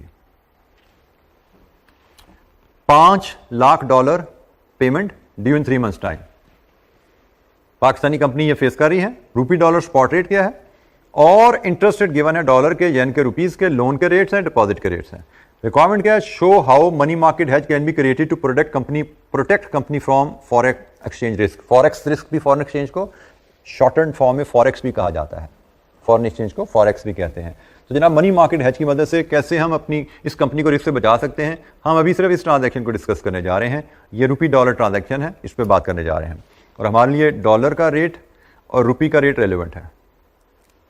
ये मैंने हाईलाइट किए हैं पहले पार्ट की डिस्कशन के लिए, पहली डिस्कशन के लिए रेलिवेंट डाटा। $5 लाख आपने 3 महीने बाद पे करने हैं। रिस्क क्या है, $5 लाख 3 महीने बाद खरीदने निकलेंगे तो रेट पता नहीं क्या होगा, ये रिस्क है ना। मनी मार्केट हमें इसका हल क्या दे रही है, आज डॉलर खरीद के डिपॉजिट रखवा दो, आज डॉलर खरीद के डिपॉजिट रखवा दो। हम इलस्ट्रेशन 10 में $5 लाख पेमेंट ड्यू इन 3 months से डील कर रहे हैं।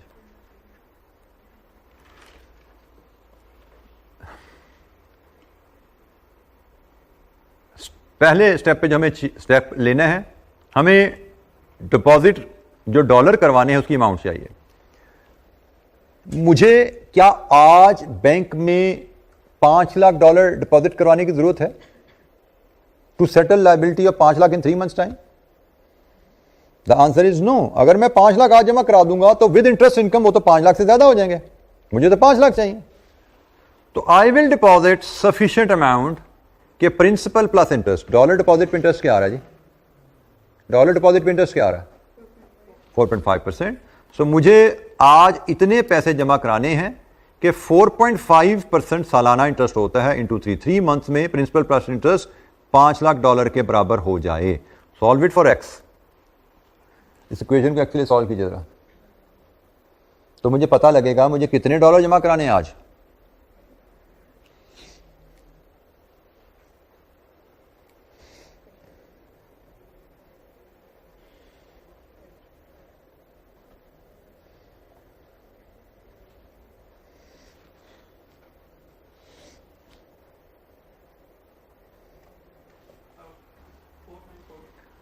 $494,437। मुझे आज इतने डॉलर मिल जाएं तो इन डॉलर्स को मैं डिपॉजिट रखवा के 3 महीने बाद अपनी लायबिलिटी सेटल कर सकता हूं, यही है जी। अब these dollar I must buy at spot. आज मुझे डॉलर डिपॉजिट करने हैं ना, तो I need to buy these dollar at spot. तो स्पॉट रेट देखो जी क्या चल रहा है, डॉलर बाय करने हैं स्पॉट रेट के हिसाब से, डॉलर हाई रेट पे हम बाय करेंगे, dollar is the second currency, high rate is 170.5 and multiplication should be used, rupees 170.50 पर डॉलर। तो जनाब आपको कितने रुपीज मिले यहाँ पे, सॉरी कितने रुपीज कॉस्ट पड़ेगी इन डॉलर को बाय करने के लिए? मिलियन में कर लीजिएगा, काफी बड़ी अमाउंट बनने वाली है जी। 84.30 30 दो डेसिमल तक, मिलियन रुपीज है, 2 डेसिमल तक रखिए, 84.30 मिलियन रुपीज। अब जरा कहानी क्या है, आपको आज ये डॉलर बाय करने के लिए, बल्कि इससे शुरू करें, आपको 3 महीने बाद ये लायबिलिटी सेटल करने के लिए आज इतने डॉलर चाहिए, और ये डॉलर आज बाय करने के लिए आपको इतने रुपीज चाहिए, 12 रुपीज। और रुपीज बारो करेंगे किस रेट पे जी? रुपी बारो होता है 5.5 पे, सो 0.055 ओवर 12 इंटू 3। तो आपको पता लग गया कि प्रिंसिपल प्लस इंटरेस्ट 3 महीने बाद कितना सेटल करना पड़ेगा आपको। ये वैल्यू भी कैलकुलेट कर लीजिए।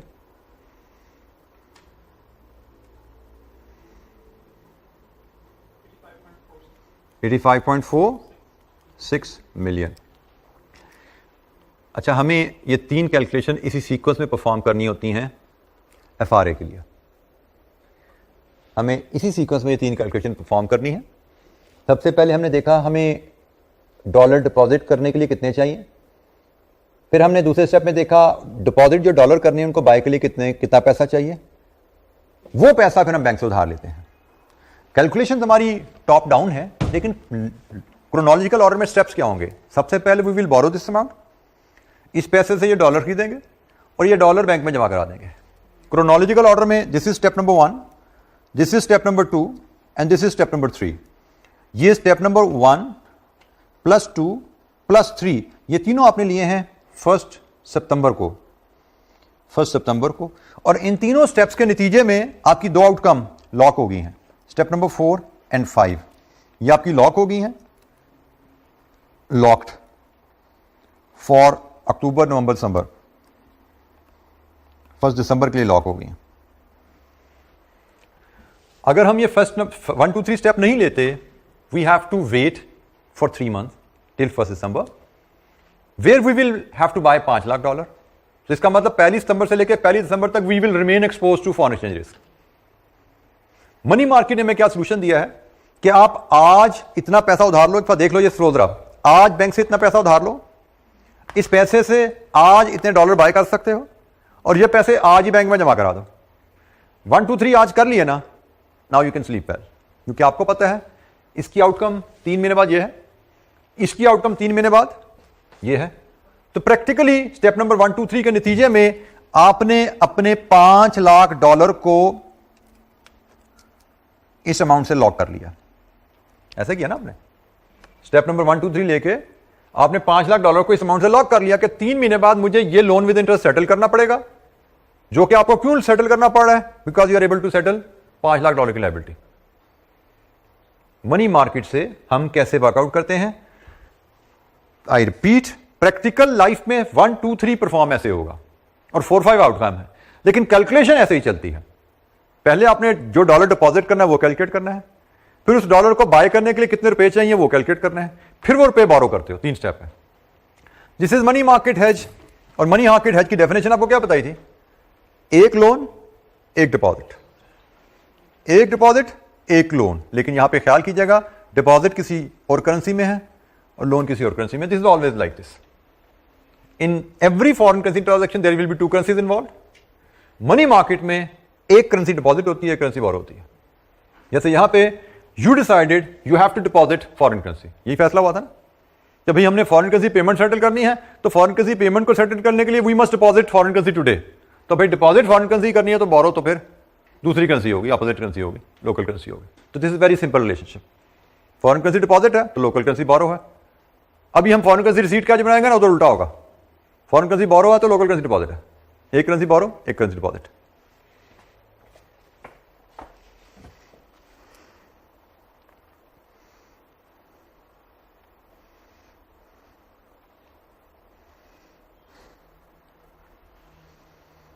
अभी मजीद सिंप्लीफाई कर लेंगे इन स्टेप को। वैसे तो ये कैलकुलेशन यही रहेगी फॉरेन मनी मार्केट हैज की, लेकिन इन स्टेप्स की अंडरस्टैंडिंग को और हम मजीद इसको ज़रा मेमोराइज करने के लिए थोड़ी सी मैं आपको हेल्प कराऊंगा। अभी प्रेजेंटेशन यही रहने वाली है, प्रेजेंटेशन में कोई चेंज नहीं वाला, कोई चेंज आने वाला नहीं है। This is enough efficient enough presentation from exam point of view. ये काफ़ी है आपकी प्रेजेंटेशन, ठीक है जी, इसमें कोई चेंज नहीं आएगा। सिर्फ इसको मेमोराइज करने के लिए, इसके लॉजिक रैशनल को चीज़ों को बेहतर करने के लिए मैं आपसे कुछ शेयर करूंगा। मनी मार्केट भी एक बेसिक क्वेश्चन है, एग्जाम में आएगा तो हम नंबर से ज़्यादा का नहीं आता, क्योंकि इसमें तीन कैलकुलेशन इन्वॉल्व है ना, 1 2 3 तीन कैलकुलेशन नंबर से ज़्यादा वी डोंट एक्सपेक्ट कि एक मनी मार्केट हैज में आएगा। जैसे एफआरए मैंने कहा 1 नंबर का हो सकता है, 2 नंबर का हो सकता है, दैट्स इट। क्योंकि जो पैरिटी वाला फॉर्मूला है वो तो आता ही नहीं है एफआरए में, तो एफआरए की कैलकुलेशन 1 या 2 नंबर की होती है। मनी मार्केट की कैलकुलेशन नॉर्मली 3 या हो सकता है कभी जनरस हो एग्जामिनर तो 4 नंबर भी दे दे, और जनरली यू विल एक्सपेक्ट कि मनी मार्केट कैलकुलेशन आपको 3 नंबर की आएगी एग्जाम में। जी, एनी क्वेश्चन, कोई सवाल? अच्छा, इसी अंदाज में हम जरा फॉरेन करेंसी रिसीट की भी एक मनी मार्केट है डिस्कस कर लें, फिर हम रिवीजन और प्रैक्टिस इसकी थोड़ी करेंगे एफआरए और मनी मार्केट की, ताकि हमें कंफर्म हो जाए दोनों टूल्स। एक आध एग्जाम्पल आज शायद और कर लें, एक आध एग्जाम्पल कल भी तगड़ी सी करेंगे, और फिर हम डेरिवेटिव्स पे मूव करेंगे, जहाँ से आपको पता लगेगा कि रिस्क मैनेजमेंट होती क्या है। ये तो बच्चों वाले टूल हैं जो भी हम डिस्कस कर रहे हैं, जो कि हम कैफ 6 के बच्चों को पढ़ाते हैं। अच्छा जी, अब ज़रा फॉरेन करेंसी प्रोसीड्स के एंगल से ज़रा मनी मार्केट की बात करते हैं। उसका थॉट प्रोसेस भी ऐसा ही है जैसे हमने फॉरेन करेंसी पेमेंट का थॉट प्रोसेस बनाया था। मैं अगर इसका थॉट प्रोसेस रिपीट करूं, फॉरेन करेंसी पेमेंट करनी है, रिस्क क्या है भाई, 3 महीने बाद फॉरेन करेंसी खरीदेंगे, हल क्या, आज खरीद के जमा करा दो बैंक में। फॉरेन करेंसी प्रोसीड्स में इसी क्वेश्चन का जो दूसरा पार्ट है जी, $100 मिलियन रिसीवेबल इन 4 मंथ्स। रिस्क क्या है, 4 महीने बाद $100 मिलियन आएगा, पता नहीं किस रेट पे बेचेगा। हाल क्या है, आज बेच दो, तो आज तो हमारे पास है नहीं, बेचे कैसे, लोन लेके बेच दो। आज येन का लोन लो, बेच दो येन आज। 4 महीने बाद जब कस्टमर से येन आएगा ना, फिर बेचना नहीं है, क्या करना है, लोन रीपे करना है। रिस्क इज ओवर ना। रिस्क तो तब तक है जब तक करेंसी खरीदी नहीं, जब करेंसी खरीद ली रिस्क खत्म। रिस्क तो तब तक है जब करेंसी बेची नहीं, जब करेंसी बेच दी रिस्क खत्म। अब आज आपने येन लोन लेके बेच दिया, तो 4 महीने बाद फिर येन बेचने नहीं है, सिर्फ बैंक के वाले करने, ये लीजिए आपसे जो लोन लिया था 4 महीने पहले सेटल कर लो। तो इसका मतलब रिसीट के केस में you will borrow foreign currency, और फॉरेन करेंसी बोरो होगी, बेचोगे, बेच का क्या मिलेगा, लोकल करेंसी, तो लोकल करेंसी डिपॉजिट कर देना भाई। एक करेंसी बोरिंग, एक करेंसी डिपॉजिट। और हमेशा पहले फैसला फॉरेन करेंसी का किया जाता था, देख लो अब रख, पहला फैसला फॉरेन करेंसी का होता है। जैसे यहां पे हमने कहा था जी फॉरेन करेंसी पेमेंट है, क्या करें, फॉरेन करेंसी डिपॉजिट कर दो, तो फॉरेन करेंसी डिपॉजिट होती है, लोकल करेंसी बोरो होगा। उधर क्या है, प्रोसीड का केस है, प्रोसीड का केस है तो क्या करें, फॉरेन करेंसी बोरो करके बेचो, तो फॉरेन करेंसी बोरो हो तो डिपॉजिट क्या होगी, लोकल करेंसी, दादर हुआ। हर मनी मार्केट हैज में एक लोन एक डिपॉजिट, एक करेंसी का लोन दूसरी का डिपॉजिट, ऑपोजिट का deposit. And which currency should be deposited, which currency should be borrowed, we always start with the foreign currency. इसका क्या करना है भाई, पहले इसका फैसला कर लो। फॉरेन करेंसी पेमेंट के केस में फॉरेन करेंसी डिपॉजिट होती है, फॉरेन करेंसी पेमेंट के केस में फॉरेन करेंसी डिपॉजिट है। इसका एक और याद रखने का तरीका देख लो, foreign currency payment, payment is asset और liability, payable is payment, payable is asset और liability, liability matching asset with liability. Liability का रिस्क है ना, क्या करो, एसेट बना लो। फॉरेन करेंसी लायबिलिटी को हैज करना है ना, फॉरेन करेंसी एसेट बना लो। डिपॉजिट, डॉलर डिपॉजिट है तो रुपी बारो। Foreign currency receivable, receivable asset और लायबिलिटी, एसेट, हैज करना क्या करो, liability. Foreign currency loan, foreign currency loan तो लोकल करेंसी डिपॉजिट, ठीक है। तो यहां पे हमने जो किया, हम फॉरेन करेंसी पेमेंट मतलब डॉलर लायबिलिटी को हैज कर रहे थे, डॉलर लायबिलिटी की हमने हेजिंग यहां पे सीखी है ना। तो डॉलर लायबिलिटी की हेजिंग के लिए हमने क्या किया, डॉलर एसेट बनाया है। डॉलर लायबिलिटी की हेजिंग करनी थी, हमने डॉलर एसेट बना लिया, मतलब डॉलर डिपॉजिट कर दिया। तो डॉलर डिपॉजिट है तो रुपी बोरो होने हैं भाई। ये बोरिंग और डिपॉजिट की ट्रांजैक्शन करेंसी आपको क्लीन हो जाती है। डॉलर बैंक में जमा कराने हैं, डॉलर कहां से आएंगे, रुपी बारो करके खरीदोगे, लिंक होगी ट्रांजैक्शन। कि बैंक में डॉलर जमा कराने हैं लेकिन मेरे पास तो डॉलर नहीं है, क्या करूं? बैंक से बोरो करके खरीद लो डॉलर ताकि जमा करा दो। और सिमिलरली वहां पे जाओ, दूसरे रिसीट के केस में भी हम हेज बनाते हैं, वहां पे मैंने डॉलर बोरो करने हैं, डॉलर बोरो करने हैं जी, सॉरी येन बोरो करने हैं। येन रिसीट है ना दूसरा केस हमारा, 100 मिलियन येन, मैंने येन को बोरो करना है क्योंकि येन एसेट को हेज करना है ना, येन एसेट को हेज करना है तो येन लायबिलिटी बनाओगे, येन बोरो करना है। येन बोरो करना है तो डिपॉजिट क्या करना है? रुपीस, रुपीस तो मेरे पास है नहीं तो क्या करें? सेल येन। आपने इलस्ट्रेशन 10 का जो दूसरा केस आपका है, इलस्ट्रेशन 10 का जो दूसरा केस है that is yen receivable. Yen receivable मतलब एसेट को हेज करना है। तो येन रिसीवेबल एसेट को हेज करने के लिए आपको येन लायबिलिटी चाहिए। येन लायबिलिटी से मुराद, येन लायबिलिटी से मुराद बोरो येन। येन बोरो करना है तो डिपॉजिट यकीनन आप करेंगे रुपीस, दूसरी करेंसी। येन बोरो कर लिया, एक बैंक से येन ले लिया, दूसरे को रुपए देने हैं, कैसे बनाओगे येन के rupees?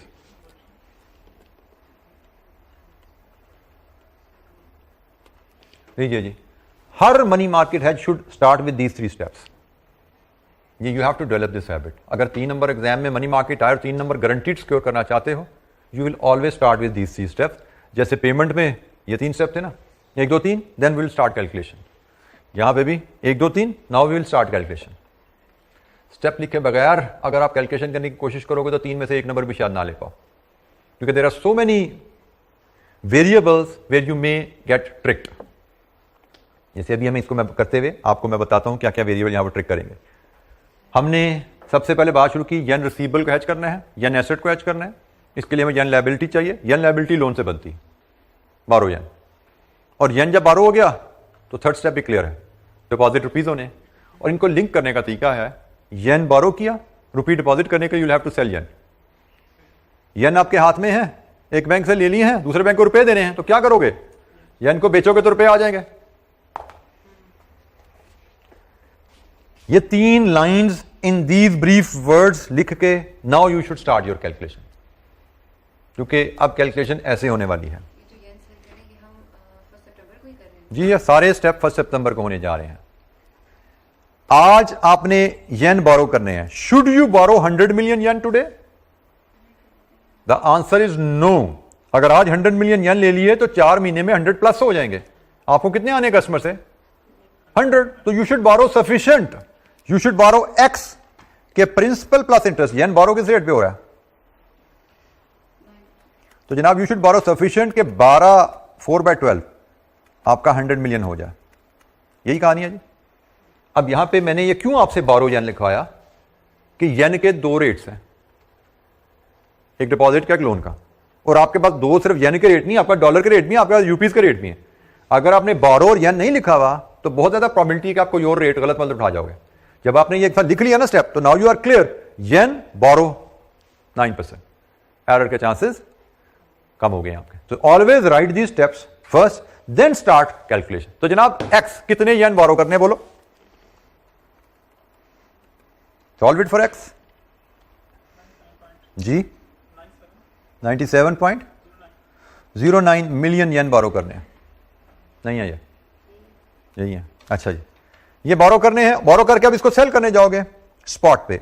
Yen is the second currency, second currency you sell low and you multiply 1.50। तो जनाब कितने रुपीज मिले?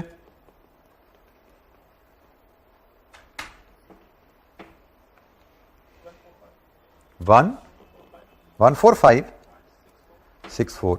ये रुपी आप डिपॉजिट करवा दो। रुपी डिपॉजिट किस रेट पे होते हैं? 4.75। और 4 मंथ के लिए डिपॉजिट करा दो 0.0475 इंटू 4/12। कितने पैसे इकट्ठे हो जाएंगे जी 4 महीने में?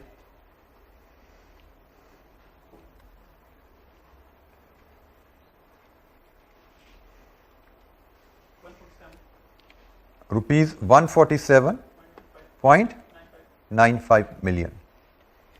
और यहां पे फिर वही कहानी है, आपने स्टेप नंबर 1 किया बोरो, स्टेप नंबर 2 किया सेल, स्टेप नंबर 3 किया डिपॉजिट। 1 + 2 + 3 आप 1 सितंबर को कर रहे हो, और 4 और 5 आपका लॉक हो रहा है। कब? 4 महीने बाद, अक्टूबर, नवंबर, दिसंबर, जनवरी। 4 and 5 लॉक्ड फॉर 1 जनवरी, और बाय डूइंग सो 1, 2, 3 करने के नतीजे में ये आपने 100 मिलियन के अगेंस्ट लॉक कर लिया। आपने 1, 2, 3 जब स्टेप ले लिए, अब आपको पता है कि 4 महीने बाद मुझे कस्टमर से 100 मिलियन आएगा, मैं बैंक को दूंगा, लोन विद इंटरेस्ट सेटल होगा, और दूसरी तरफ इसके अगेंस्ट मेरे बैंक में इतने पैसे विद इनकम खड़े हो चुके हैं। तो प्रैक्टिकली आपने 100 मिलियन येन के अगेंस्ट ये पैसे कमा लिया। 3 स्टेप आपने 1 सितंबर को लिए, और उसके नतीजे में आपने 100 मिलियन येन के अगेंस्ट ये रुपए लॉक कर लिए, अपनी प्रोसीड्स लॉक कर लिए। This is hedging, money market hedge.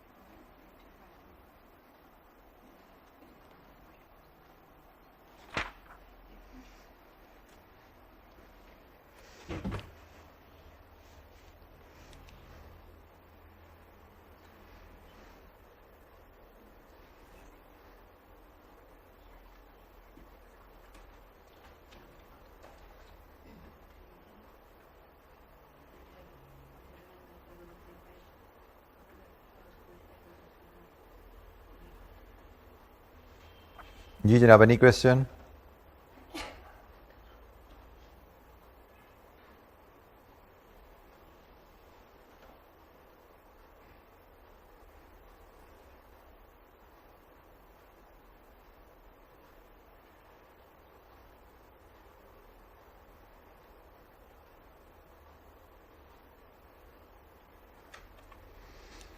अच्छा जी, एक छोटी सी रिवीजन एक्टिविटी करते हैं।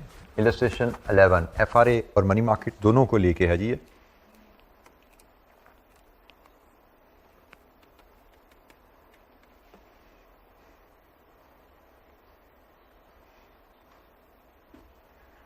A Saudi company exports to USA and invoices its customer for $5.8 million on 3 months credit. Saudi company ने एक्सपोर्ट किया, $5.8 मिलियन की इनवाइस रेज कर दी। स्पॉट रेट गिवन है, 3 मंथ फॉरवर्ड भी गिवन है रियाल पर डॉलर में। 3 month money market rates are riyal and dollars, deposit and loan. अच्छा, यहाँ पे एक कॉन्सेप्ट जरा क्लियर कर लीजिएगा। वैसे तो आपको माशाल्लाह सब लोगों को पता होना चाहिए, लेकिन फिर भी रेट्स, जो इंटरेस्ट रेट जब भी आपको लिखे जाते हैं, दीज आर ऑलवेज एनुअल। जब इनके साथ 3 मंथ लगा हुआ है तो it means these are applicable for 3 month maturities. ये नहीं कि 3 महीने का रेट है तरफ 4 करके सालाना रेट बनना है। Rates are always annual and we know interest rate they change with maturity. 3 months का रेट कुछ और होगा डिपॉजिट का, 6 मंथ डिपॉजिट का रेट कुछ और होगा, but bank will always quote annual rates. These are annual rates applicable for deposits or loans for 3 month maturity. We will adjust it for 3/12 whenever we'll use them for calculation interest cost or income. तो ये जनाब information मिल गई। Requirement क्या है? Demonstrate different hedging options available to the company and advise on the cheapest को हम best पढ़ लेते हैं। Advise on the best option. तो from the data available, receivable का रिस्क है hedge करना है। From the data available, which tools can be used here? FRA and money market, 2 he tools है ना। क्या अभी ट्रांस में बोल नहीं रहे? इस डाटा के मुताबिक 2 ही टूल से हेजिंग हो सकती है ना। यहाँ पे पहली बात रिस्क है, फॉरेन करेंसी रिस्क है।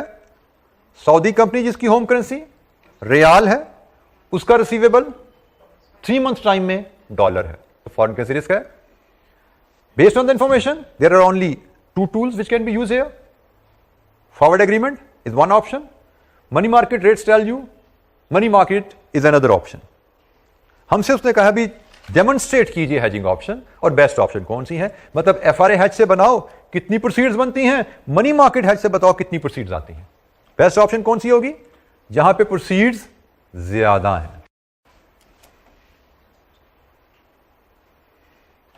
तो पहले हम एफआरए की बात कर लेते हैं। FRA में हम करेंगे sell $5.8 million in 3 months forward. Dollar first currency, second currency, table सामने ले आना जरा. Dollar is the second currency. Selling second currency, you sell second currency, high और लो, टेबल पे जाओ.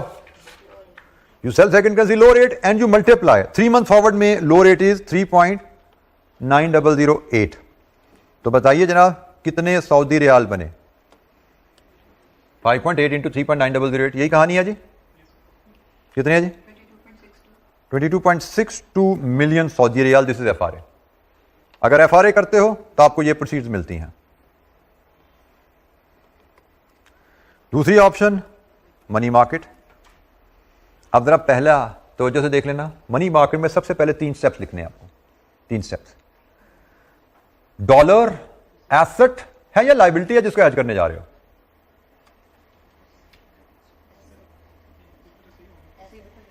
डॉलर एसेट को हेज करने जा रहे हो तो डॉलर एसेट को हेज करने के लिए डॉलर लायबिलिटी चाहिए. डॉलर लायबिलिटी मीन बोरो डॉलर. और जब डॉलर बोरो होना है तो डिपॉजिट रियाल होना है, सऊदी रियाल डिपॉजिट होना है. और लिंक करने के लिए borrow dollar, Saudi riyal deposit, sell dollar at spot. ये 3 स्टेप आ गए. अब we will perform these 3 calculation. Dollar borrow करने हैं, सफिशिएंट डॉलर बोरो करने हैं. किस रेट पे? डॉलर बोरो किस रेट पे होते हैं? डॉलर बोरो 7.5. डॉलर बोरो करने हैं 7.5 पे कितने महीने के लिए? 3 months. सफिशिएंट डॉलर बोरो करने हैं कि principal plus interest in 3 months 5.8 million हो जाएं. Solve it for X.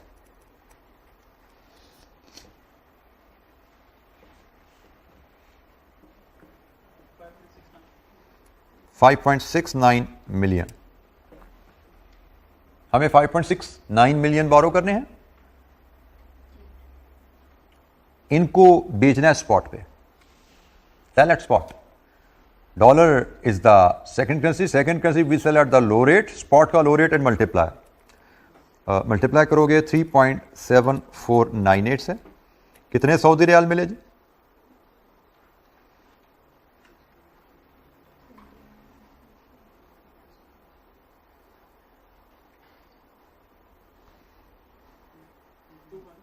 Ji 21.34 million Saudi riyal मिले.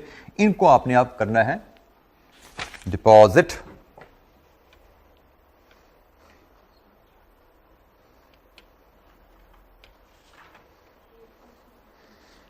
सऊदी रियाल डिपॉजिट किस रेट पे होता है जी? 8% पे. आपने 8% पे डिपॉजिट करना है और डिपॉजिट करना है 3 months के लिए, 3/12. तो जनाब कितने सऊदी रियाल इकट्ठे हो जाएंगे 3 महीने बाद? Principal plus interest.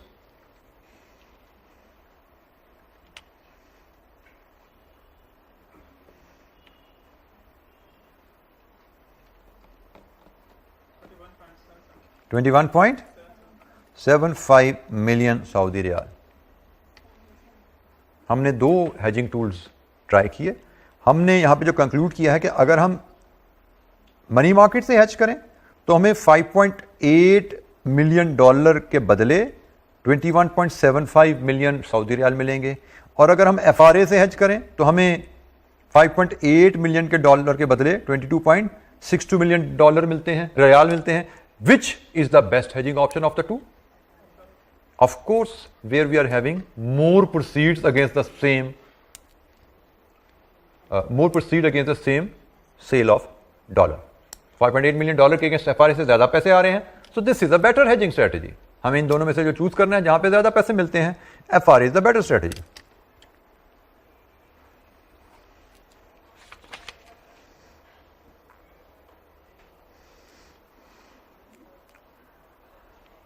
अच्छा, एक तो यही जो एक्टिविटीज़ हमने की हैं, इनको आप रिवीजन के लिए ज़रूर अटेम्प्ट कीजिएगा ताकि कल जब आप क्लास में आए, मैं आपको एक इलस्ट्रेशन FRA मनी मार्केट की करवाऊंगा, एक और कम्प्रीहेंसिव. फिर हम डेरिवेटिव्स जो आगे हैं उन पे मूव करेंगे, फ्यूचर्स हैं, ऑप्शंस हैं, स्वैप्स हैं, उन पे बात करेंगे. बात करनी मतलब कल शुरू करेंगे फ्यूचर से. लेकिन उसके लिए ज़रूरी है कि आपकी FRA और मनी मार्केट पानी की तरह आप लोग फ्लुएंट हो। फॉरेन करेंसी बेसिक्स में buying selling high low dividend multiplication में कोई कंफ्यूजन ना हो, बिल्कुल फ्लुएंट चीज़ें चल रही हो, तो फिर आगे बातें आपको समझ आएंगी। तो कोशिश करनी है जो हमने एक्टिविटीज़ आज की हैं वो रिवाइज करके हैं। एक छोटी सी इलस्ट्रेशन आपको मैं असाइनमेंट में दे रहा हूँ, वो है इलस्ट्रेशन 13। इलस्ट्रेशन 12 मैं कराऊंगा आपको क्लास में, ठीक है। ये 12 हम कल क्लास में डिस्कस करेंगे बिफोर स्टार्टिंग फ्यूचर। इलस्ट्रेशन 13 में आपको असाइनमेंट में दे रहा हूँ, ये एक बेसिक इलस्ट्रेशन है। इसमें सिर्फ एक नई चीज़ है जिसकी वजह से मैं इसको असाइनमेंट में डाल रहा हूँ। ये एक्सचेंज रेट का एक्सप्रेशन, मैं इसको चले हाईलाइट कर देता हूँ। ये एक्सप्रेशन एग्जामिनर ने क्या यहाँ पे क्या किया कि हाई लो रेट नहीं दिया, उसने मिड रेट दिया और प्लस माइनस 7 लिख दिया। तो rule is very simple, high rate चाहिए तो प्लस कर दो, लो रेट चाहिए तो माइनस कर दो। इंस्टेड ऑफ एक हाई रेट दे लो रेट दे, उसने मिड के साथ प्लस माइनस एक्सप्रेशन दे दिया। तो this is another way to express exchange rate. Buying selling अलग अलग नहीं दिया गया, इस तरह एक्सप्रेस कर दिया गया, बट कोई डिफिकल्टी नहीं है, ठीक है। हाई रेट चाहिए this plus this, low rate चाहिए this minus this, that's it. मतलब इसके तहत आपका एक्सचेंज रेट मैं बनाऊं ना तो ये बन जाता है जैसे 1.602 से 1.606, ये बन जाता है ना रेट।